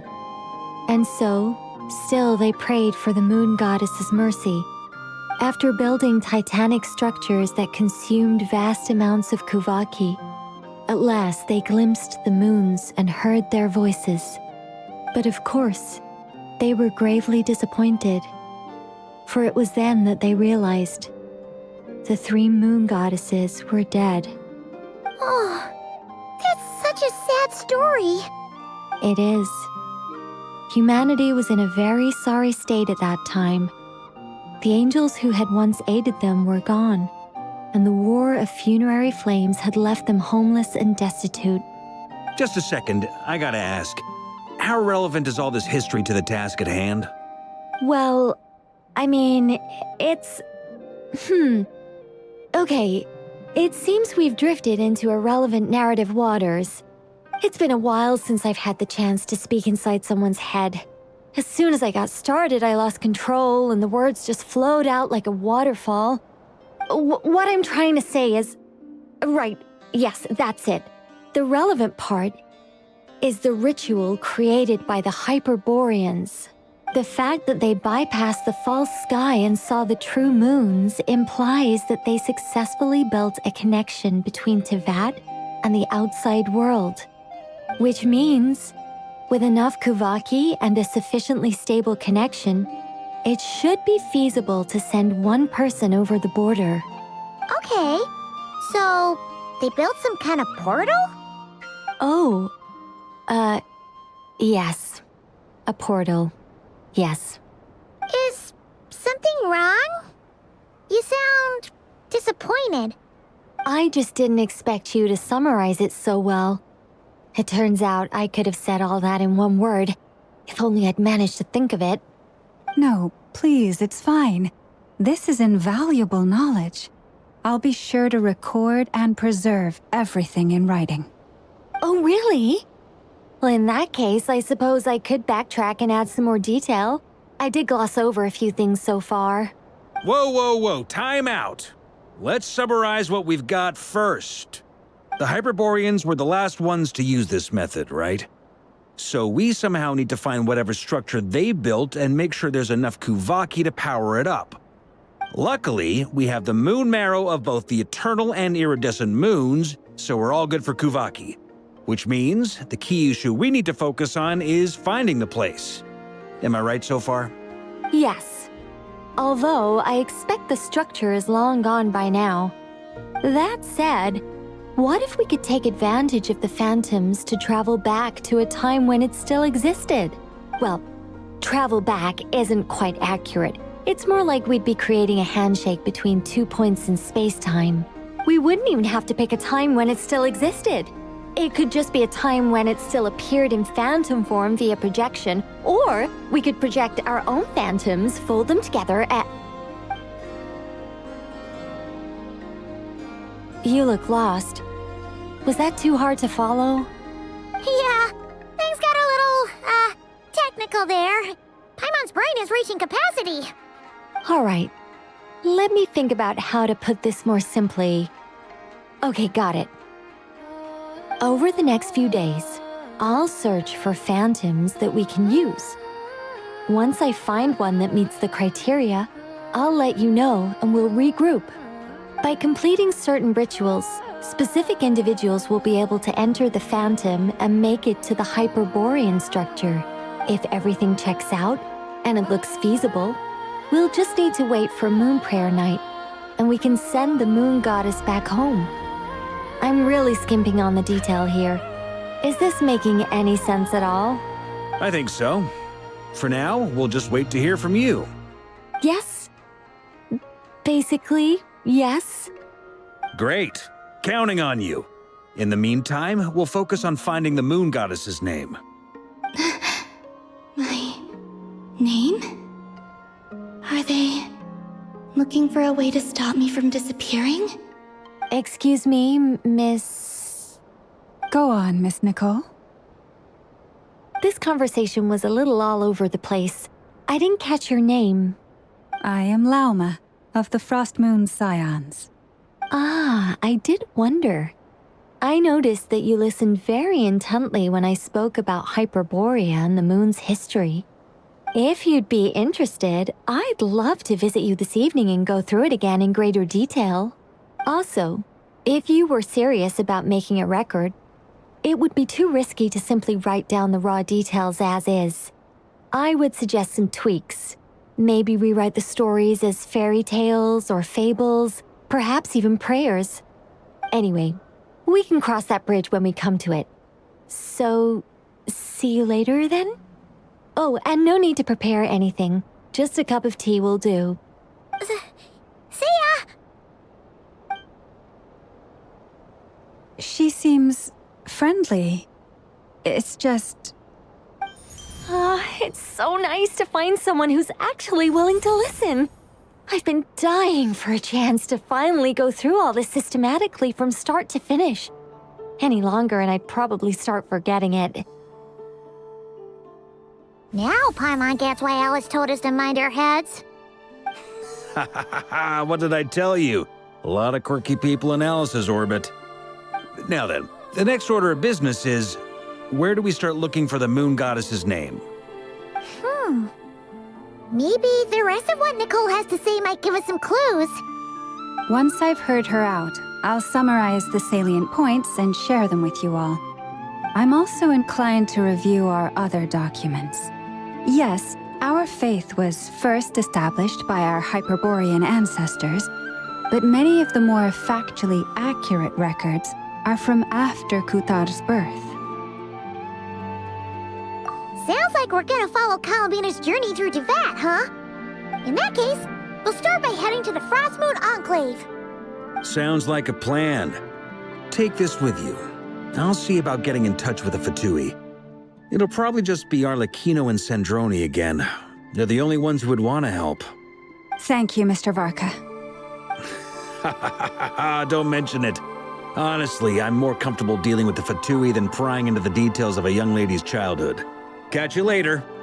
I should follow them, just in case there's some way that I can help.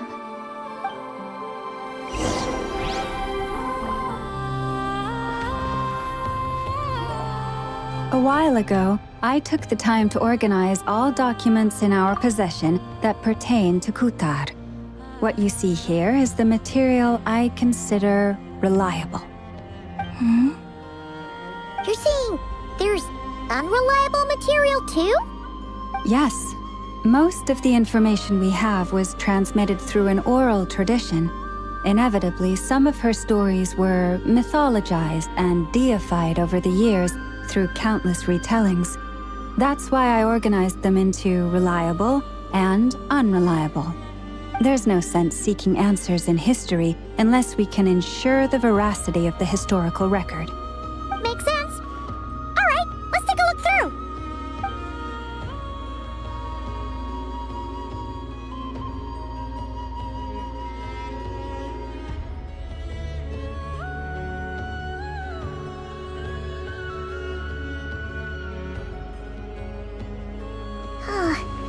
Almost all these records refer to Kutar instead of Columbina. Although neither of those is her real name. Paimon's not sure what point she's trying to make. What we can gather from these records is that the Frost Moon Scions worshipped her as a god, placing impossible expectations upon her. I cannot fault them for their earnest faith, but for all their devotion, worshipping her day in, day out changed nothing. I imagine that none of it resonated with Columbina. It wouldn't surprise me if, even back then, she had already begun to reject the name Kutar and everything it represented. Lama speaks the truth. When I heard them call upon Kutar with hope and expectation in their voices, they may as well have been calling upon somebody else.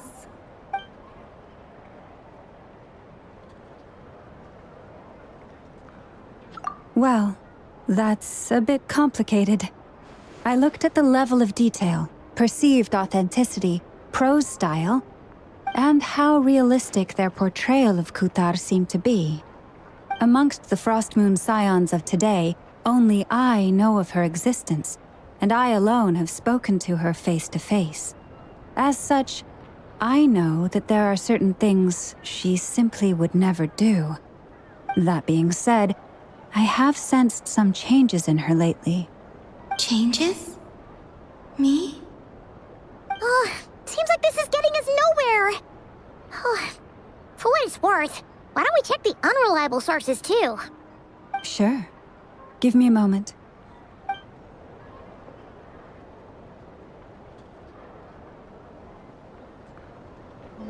Exerting but a fraction of her divine might, Kutar sheared a great mass from the snow-capped mountain and cast it into the sea, upon whose surface shone the mirror image of the moon. Thus was formed the island of Hisi. Yeah, right. That doesn't even begin to pass the sniff test. The 3 moons are naught but lies through and through. Only one moon has ever shone for us, and Kutar is her name. The vast majority of ancient texts are filled with fanciful tales like these. I trust you understand my criteria a little better now. Kutar did not speak, merely gazing into the distance in silence. And where her gaze landed, this was her prophecy. Clearly, whoever wrote this text never even met Kutar. Otherwise, they'd know that her eyes are always closed. What about you, Traveler? What are you reading? Come on, let Paimon see. The child wished to build a wooden nest with which to shield a fledgling bird from the cold. But being so young and lacking in strength, the child could not snap the branches from the trees. Kutar was passing by. Upon seeing the child, she summoned forth a Kuhenki, who built a beautiful nest for the child. I remember that. Not knowing the meaning of Kutar's divine intervention, the child dared not to respond, and thus ran home to call their parents. But Kutar was gone. The Moon Chanter declared the event a miracle and took the nest as a relic, placing it on high for all to see. The child was named as one favored by the goddess and was greatly respected amongst the people. Yet, no further miracles were bestowed, and this matter was forgotten in but a few years. Any thoughts after reading that? Yeah, Columbina probably just wanted to join the kid in making nests. I'd originally considered this a fabrication, because Kutar did not perform any similar actions in subsequent records. But now that I think about it, it does seem like something Columbina would do. It's just that... She didn't know how other people would interpret her actions. She was probably worried about making things difficult for people. And so, she gradually stopped joining in. Yes. Oh, that's so sad.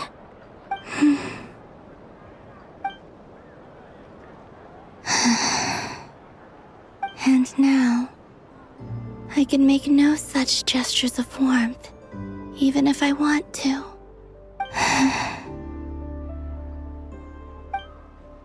Still no name. That's a bit of a shame. But we did learn some interesting stories. That's gotta count for something. Barca said he was gonna set up a meeting with Arlecchino and Sandrone, right? Let's go back to Nasha Town and see how he's doing. Let's see. There's Barca. Oh, and it's Durin and Albedo, too. Yeah, this is pretty much the same place we bumped into each other last time. I convinced them to stick around a little longer. We were all waiting on people, so I figured having a little company would help pass the time. Ah, so you've been waiting for us?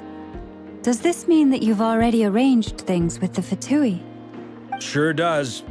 Now you're back, we can go meet up with them together. How'd your investigation at the Frost Moon Enclave go? Well, we didn't find out Columbina's true name. But apart from that, it went pretty well. Aha, just as well that I didn't tag along then. I'm sure our moon goddess wouldn't want every man and his dog knowing all about her private life. Still, desperate times, desperate measures, I guess. Someone had to do it. So, Varka was waiting on us, but what about you two? Are you waiting for Alice? Oh, no. We already met with her. We discussed that experiment I mentioned to you last time. Oh, and she also handed me this communication device. That's right. I understand she informed you about the relationship between the phantom phenomena and Tevat's borders, yes? She wants me to help her with some more experiments on that front. She said that she'll contact me through this device with more information. Ah, I see. Following instructions and making observations. Pretty common research method. Takes me right back to Albedo's lab. Wait, then who exactly are you meeting? Someone you know. Albedo's met him too. But I don't think Miss Lauma or the Grand Master have been introduced. Introductions are overrated, especially in cases like this. It's you! So, it's not like the academia has prohibitions against going abroad. Also, I applied for leave. I've been writing to Hat Guy since obtaining a human form. I've already brought him up to speed on everything that's been going on in Nodcry. Hat Guy? Turns out, I actually have heard that name before. Oh? Then why did you react the same way I did? I only knew the name, not the fella. But since we're all here, let's do some introductions for what it's worth. I'm Varka, Grand Master of the Knights of Favonius. Lauma, Moon Chanter of the Frost Moon Scions.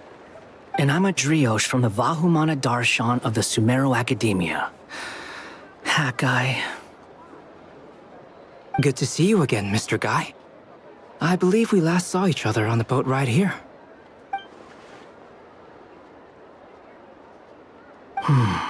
Mind you, the only reason I came here is because there's someone I want to look into. Who's that? The Doctor, also known as Dottore, second of the Fatui Harbingers. From the tone of your voice, it sounds like there's bad blood between you. I was reviewing our archives and noticed that a lot of information about him was missing. Left a bad taste in my mouth. That's all there is to it.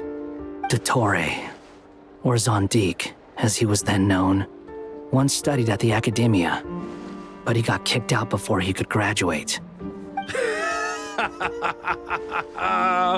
So the Harbinger's #2 man is a college dropout? Ah, how embarrassing for them. Last we heard, he was planning something. We actually heard that a few times before, even coming to Nocturne, but we haven't seen a trace of him since we got here. He only appears when something interests him. For all we know, he might have left already. But the fact he did something here at all is worth noting. It'll fill a couple extra lines in his file. Why does it sound less like a file you're writing and more like a criminal record? Anyway, we were just about to meet 2 of the other Harbingers. Want to come along? You might learn a thing or two about him there. Sure. Even though they're Harbingers, well, they're old acquaintances of ours, so, you know, when you talk to them, try to be... I got it. The Frost Moon Scion's relations with the Fatui remain tense. Forgive me if I do not attend. In that case, we'll continue assisting Miss Alice with her experiments. Good stuff. Everyone's having a fruitful time. All right, we better get going. I'll lead the way.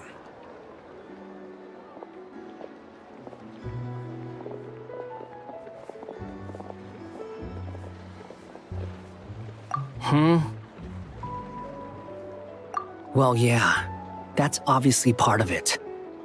But I'm not the only one who has a score to settle with him. Neither you, nor Lesser Lord Kusanali, nor I want to see him meddling with things again.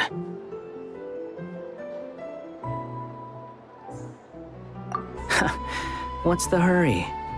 Don't worry. Pigeons always know which way home is.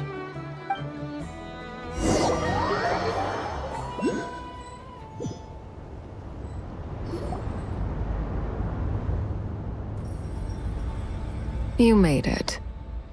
Who is this? A scholar from Sumeru. They call him Hat Guy. He's an old friend of the Travelers. Wait, this is the academia representative you wrote about? He doesn't exactly look the part. I believe this will prove my identity. You'll notice it bears the seal of the Sanctuary of Surasthana. Well, what do you know? So it does. All right then. My mistake. It's fine. I expected as much. What? So as I mentioned in my letter, the Academia's got its eyes on Dottore. But this matter remains top secret. Apart from those assisting in the investigation, the fewer people who know, the better. If anyone asks, I'm here in Nocturne to pursue my personal academic interests. Gotta say, Marka, you did pretty well to keep all this under wraps for so long. Sounds like you got in touch with the Academia about this way back. You flatter me. Where do I even start? Remember that time we fought Rerir at Star Sand Shoal? He sure let me have it then, didn't he? I'll bet Dottore had that all sketched out, with me as his convenient little pawn. He could not care less about us if he tried, but hey, the feeling's mutual. Does Dottore really strike you as the sort who values his relationships with his colleagues? Fair point. Definitely not. Which is why I always keep my guard up whenever he starts making suspicious moves. To that extent, our motivations align. On top of which, I consider you trustworthy people. Now, back on topic. In the wake of the Reihir of Solnari episode, Sandrone and I grew suspicious about Dottore's complete inaction during the entire affair. So we tried to find out what he'd been up to, but unfortunately to no avail.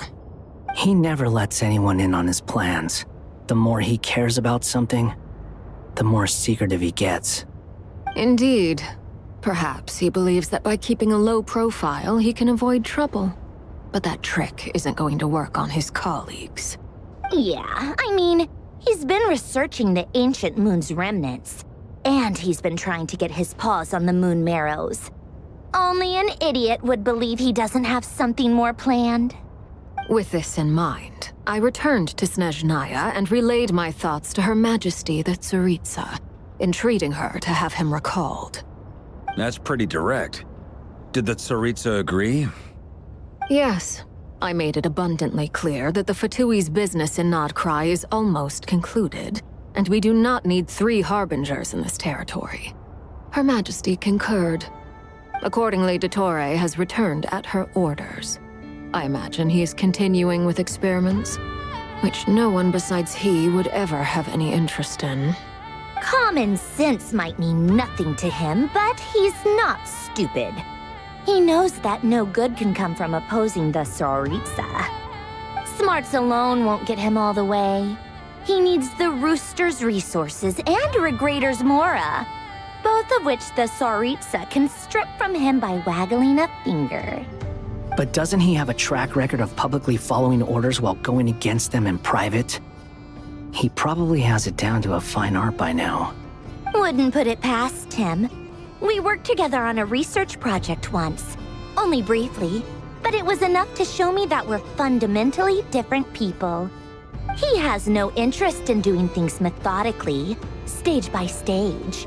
His thoughts jump all over the place, and the moment his curiosity is satisfied, or he gets the results he wants, he disappears. The only similarity we share is that, once we set our minds on doing something, we will see it done. Whatever it takes. Oh, we definitely saw some of that in your battle with Rerir. You got so competitive. Ugh, do not remind me. Then I believe we all concur. Dottore will not simply give up. Fantastic. Now this is turning into a whole day of unpleasant memories. Ugh. Are you talking about the moon marrow stuff? He also strikes me as the kind of person to disregard experimental regulations, ruin all the equipment, and go way over budget. Then leave the first person he can find to deal with the fallout. Exactly! This one time, he was running some high-temperature experiment and the substance exploded. But does he care? No! He orders his subordinates to open the device so he can observe the results, which causes the gas inside to leak out. That gas was poisonous! If I hadn't been there, who knows how many people might have died. And after all that, he left while I was still cleaning up after his mess. What a waste of time, he said. Waste of time? The nerve! He wasted my time! You've been bottling that up for a while, huh? Hat guy, I must say, you seem awfully familiar with internal Fatui affairs. Especially when it comes to Dottore. Thank you, Lady Harbingers, for providing such valuable information. I have no other questions for now, so I'll be on my way. Wait, what? You're just gonna leave? You're welcome to join if you want. Ugh. Just when Paimon thought he'd finally mellowed out. He makes quite the impression. I'll say. I've met tons of headstrong people, but not many of them would join me in bad-mouthing Dottore. Anyway, back to the main agenda. Barca, you said that Columbina has gone missing? Or rather, disappeared. Yeah. We're working on building a connection between her and this world. The simplest method is to find out her real name. I've actually asked her that question before, but she said she didn't know. Considering our relationship, I doubt she was lying to me. As far as I recall, she was never dispatched by Her Majesty to claim a gnosis or anything like that. The Tsaritsa's plans had long contained a place specifically for her. I always thought that was weird. What could she do that the rest of us couldn't? Knowing what we do now, it's probably something related to Kavaki, right? More than likely. When she first arrived, Columbina would often go to Her Majesty and ask when she could start the task assigned to her.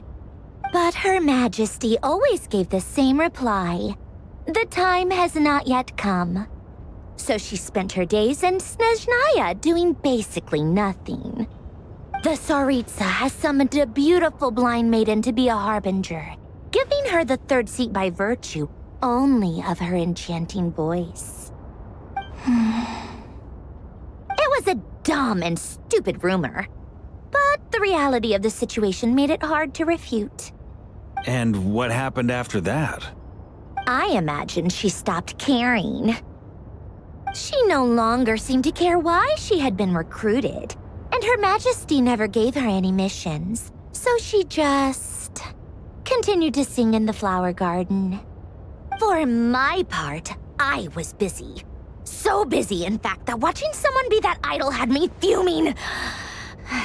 But still, I got the sense that she had long been used to a life of other people claiming she was needed when she wasn't. I just felt that having a place to stay would cost me something eventually. And so I waited quietly for the day that I would have to pay the price. And on the other end of that spectrum, you had me. Someone once told me that I had the lousiest work and the toughest luck. That's a good way of putting it.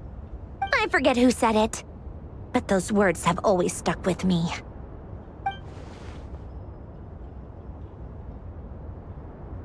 But you've done your job exceptionally well all this time. Because at heart, you are a conscientious person. What is it? Something come to mind?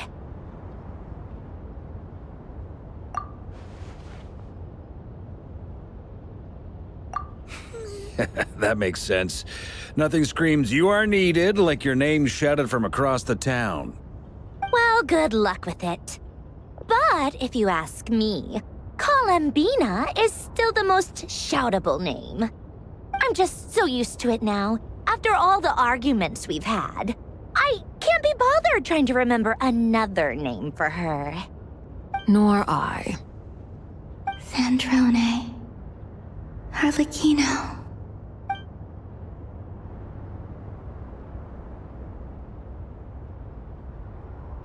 Huh! It's a Sealy! Does that mean Nicole has news for us? Ladies, I thank you for your hospitality. If the chance ever comes up, I definitely owe you both a drink sometime. I'm sure it will. You can make your own way out. Heck, you've been here enough times, you probably know your way around better than I do. Okay, time to do what adventurers do best. Follow that Sealy!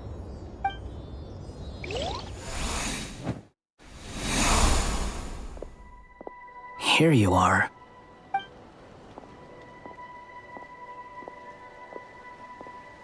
Oh, hat guy. How come you're back so soon?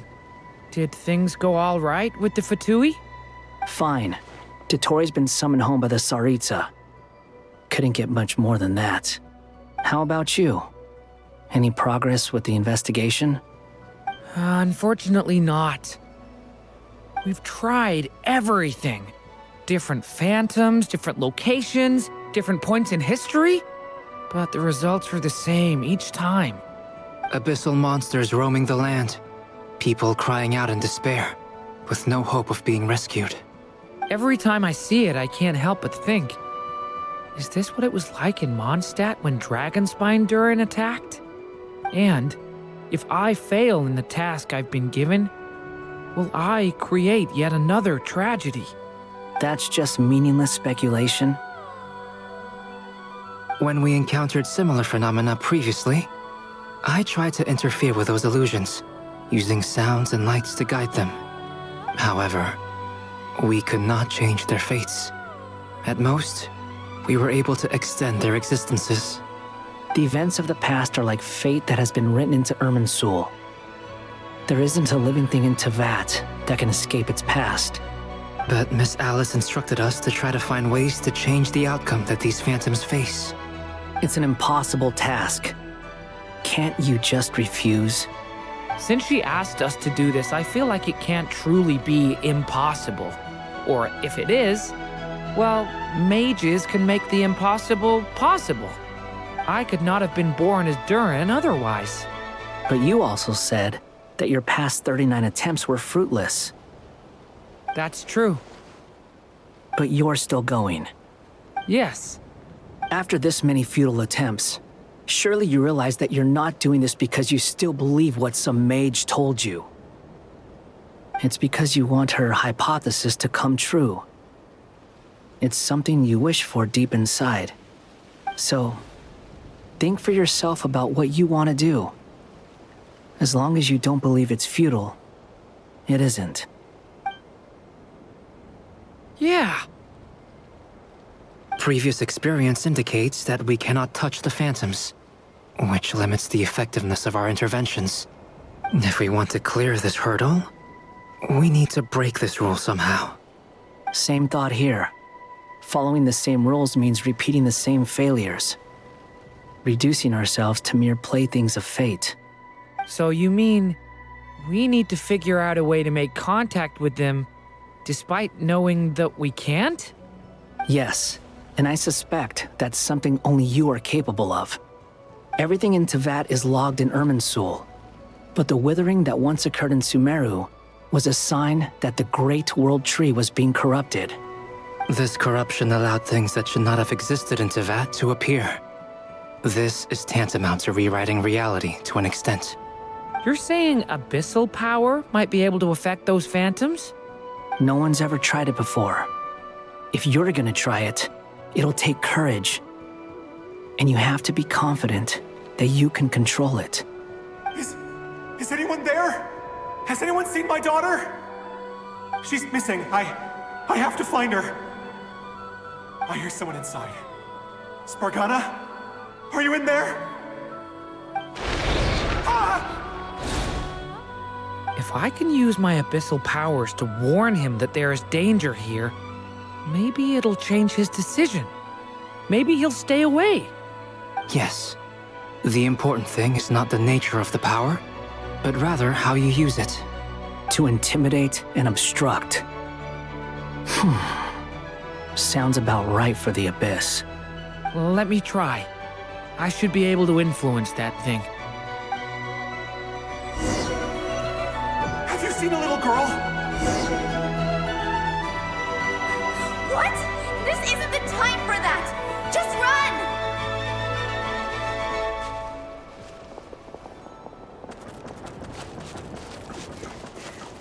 I hear someone inside. Spargana? Are you in there?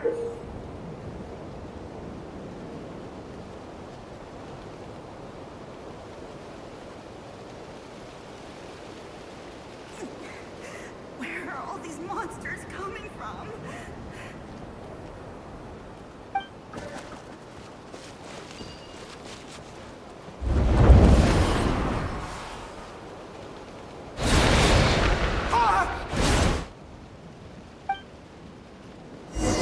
Have you seen a little girl? What? This isn't the time for that! Just run!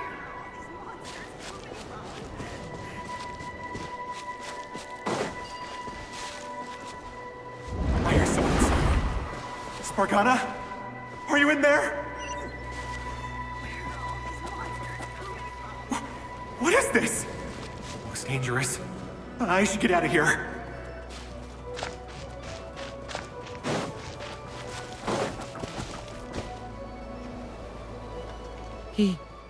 He really left. Ha! We did it! Don't celebrate too soon. Follow him. See what he does next.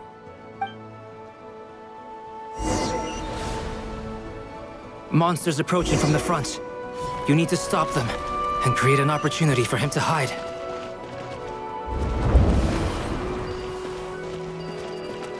No! There's a monster ahead!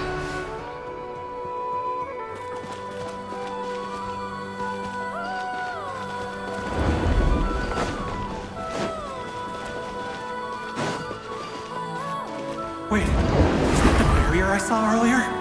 Why is it appearing now? It's as if someone's controlling it.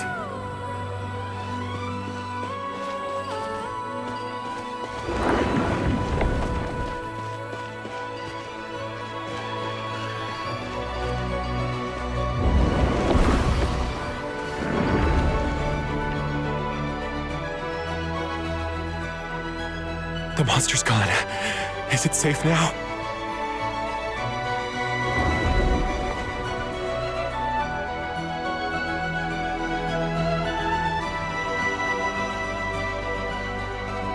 The barrier's gone too. How odd. Anyway, I guess I'll keep going. Quickly, let's keep up.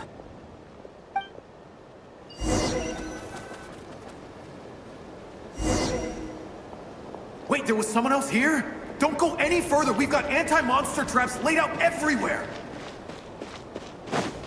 But my daughter must just be up ahead. I have to go. This way's blocked.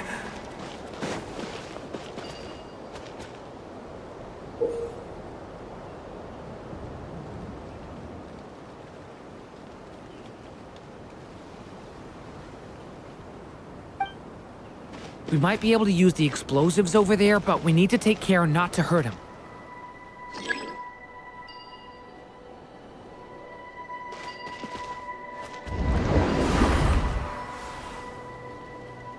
I'll use the barrier to keep him at a safe distance. This barrier seems to be helping me somehow. Hey! Hey! Wake up! Oh, no good. Gotta keep moving ahead.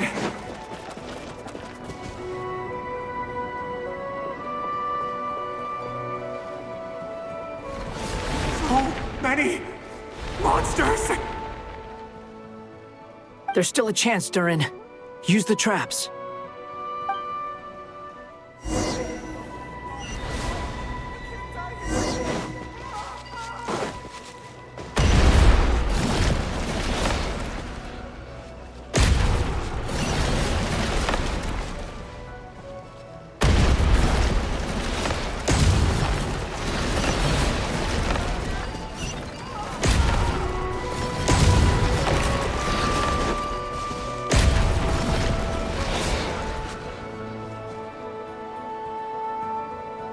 This is a new development. I've never seen this happen before. We might just be able to save this person.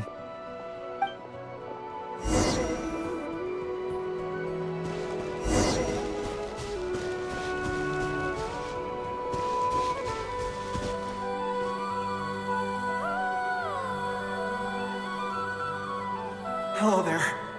Have you seen my daughter? Spargana's her name. She's carrying a large backpack. Get out while you still can, you fool. You won't find any survivors here. But I can't just leave her here. She must be so scared right now. Sorry. Wish I could help, but I haven't seen her. You'll just have to keep looking. Okay, thank you. If I do find her, I'll get her to shelter and come back for you. Don't bother. I've got nowhere left to go. What's that noise? Monster! No, if he goes inside, he'll be walking into a trap. Let's try this once more. This time, we have to stop him.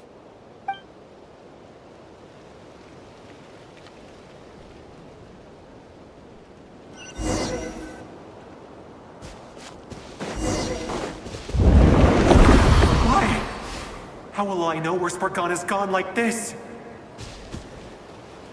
You know what? I'll trust this strange barrier. It's gotten me this far after all.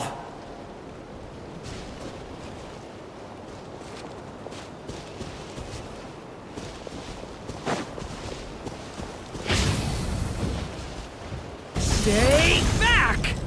Spargana, are you there?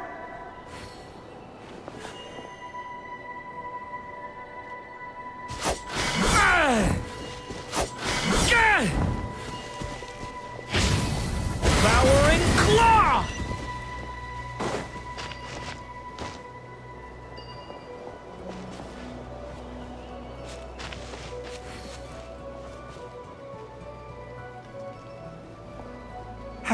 Hello, I'm looking for... Huh? Looking for what? Everything here belongs to me.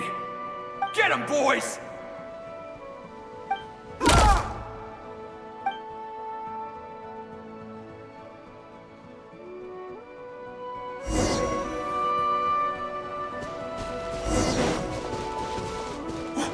Why? How will I know where Spargana's gone like this? You know what? I'll trust this strange barrier. It's got me this far after all.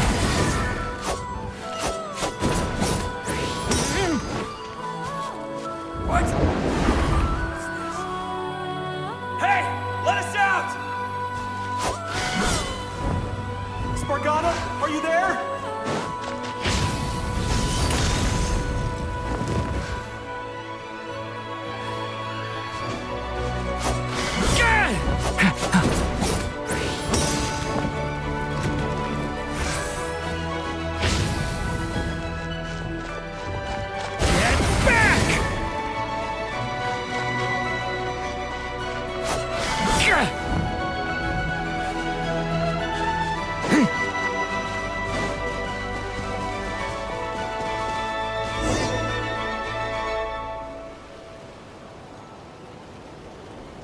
Huh? That looks like one of my daughter's books! Oh, thank you. Thank you! Yes, it's one of hers for sure. That's her name on it right there. She left her backpack here. Durin, just like last time. Use the explosives.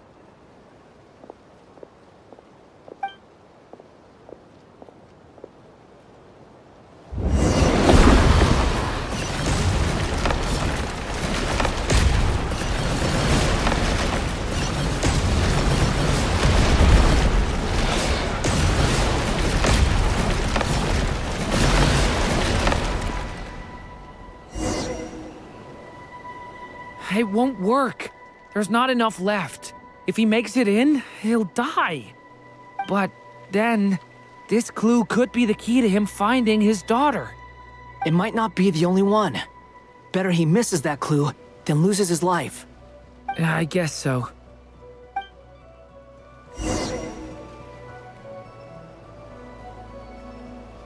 Stop him, Durin. We can't let him get any further in. That's my daughter's book! She's passed this way! Why? Why won't you let me go in? I've searched and searched and searched just for this! But how will I find her without any clues? I no longer have anywhere else to go.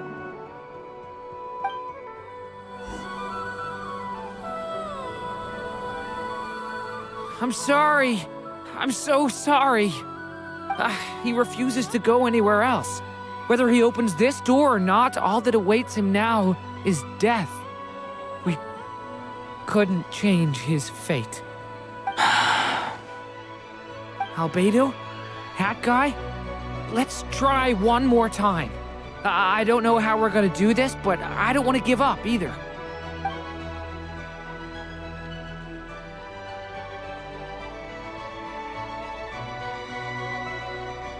Why am I here? What's going on? All these scenes running through my head. Where are they from? Huh? What's going on? His reactions have changed. How many times have I... What's happening to me? Huh? Wait. Who are you? You can see us now? I feel like I always could, but that I only just realized you were there. I'm sorry, I don't know how to describe what I'm feeling. But you were the ones guiding me using that marked barrier, right? I haven't done anything yet, but those monsters, those deaths, they feel like memories. Like things I really did experience. I won't find my daughter. In fact, I'll ultimately die trying to find her. Isn't that right? Well, no, it isn't. Yes, it is. Even so, we're trying to find a way out of this. You've not seen my daughter either, have you?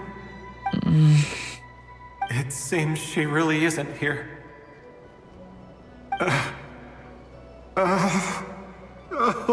I'm sorry we couldn't help you. I'm just tired. Maybe this is destiny. Maybe it doesn't matter how hard I search. How long do I have left? Experience says 15 to 20 minutes. 15 to 20. Thank you for all your help. Let's rest a while. You look exhausted too. Now's not the time for you to start pitying us. It's not pity. I'm just realizing that I've only got 10 or so minutes left. You know?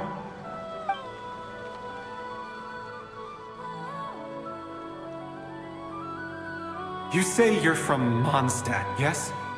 A place with windmills, where people enjoy limitless freedom? And you're from Sumeru, where they've built an academy into a giant tree? Yes. It seems you've never heard of either place. Those names are unknown to me, I'm afraid, yes. Have you heard of Hyperborea? I have, but I heard that it was destroyed in the distant past. I see. That was where my ancestors once lived. What about Delphi Pytho? Was it later rebuilt? I've never heard that name. Then what about Salvindaknir? I have seen that name on stone tablets on Dragonspine. But I'm afraid the only things left of that place are its ruins. I see. Sure enough, there was no way to turn this around, huh? I'm sorry. I was the one who asked to chat, but it seems like we're too many ages apart. There's barely any common ground to start from. It's all right. We did hear something new, at least. From how you speak of your lives, things must be going all right for you, I guess. They are. Mondstadt is a place of freedom and happiness. There's a lot of good people in the church and the Knights of Favonius, and even outsiders find that it's an easy place to feel at home. We have festivals a few times a year. Everyone gets together to drink, sing, and be merry. Sumeru is a lot more uptight. Not really the kind of place where you can relax. It's a nation fraught with problems wherever you look. But if all you want in life is to seek knowledge, I guess it's pretty much paradise. That's wonderful. In other words, after this all-devouring black tide passed, humanity did not merely avoid extinction, but rose to build prosperous civilizations anew. I mean, I can see you all right now. That must mean the future isn't a total mess, right? That's true. Well, time's almost up. Let's part ways, I think. Might be best if you don't waste too much time on me. The chances are slim, I know, but I'd like to spend these last few minutes looking for Spargana. If things work out, I'd love to tell her about what I've heard. May we meet again. Well, or not, most probably. In that case, may your wishes come true.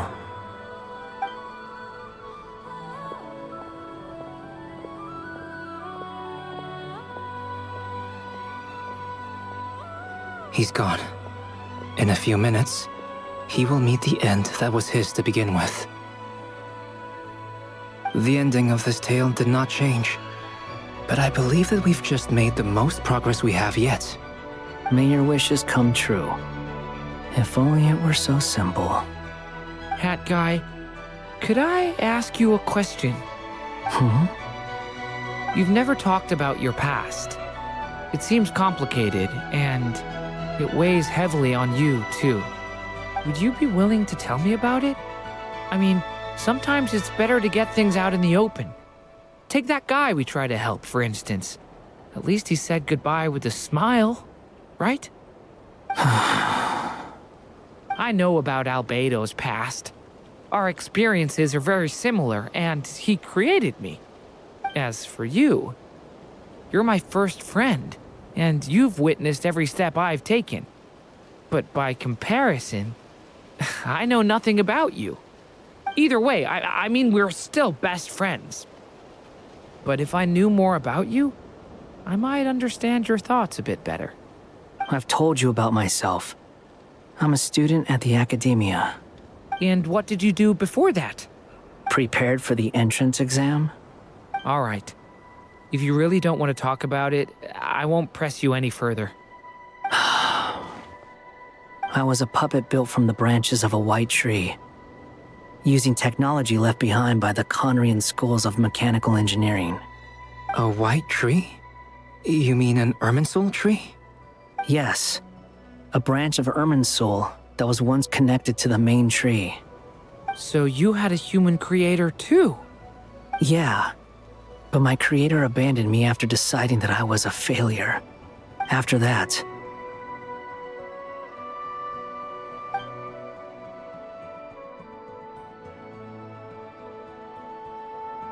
Durin.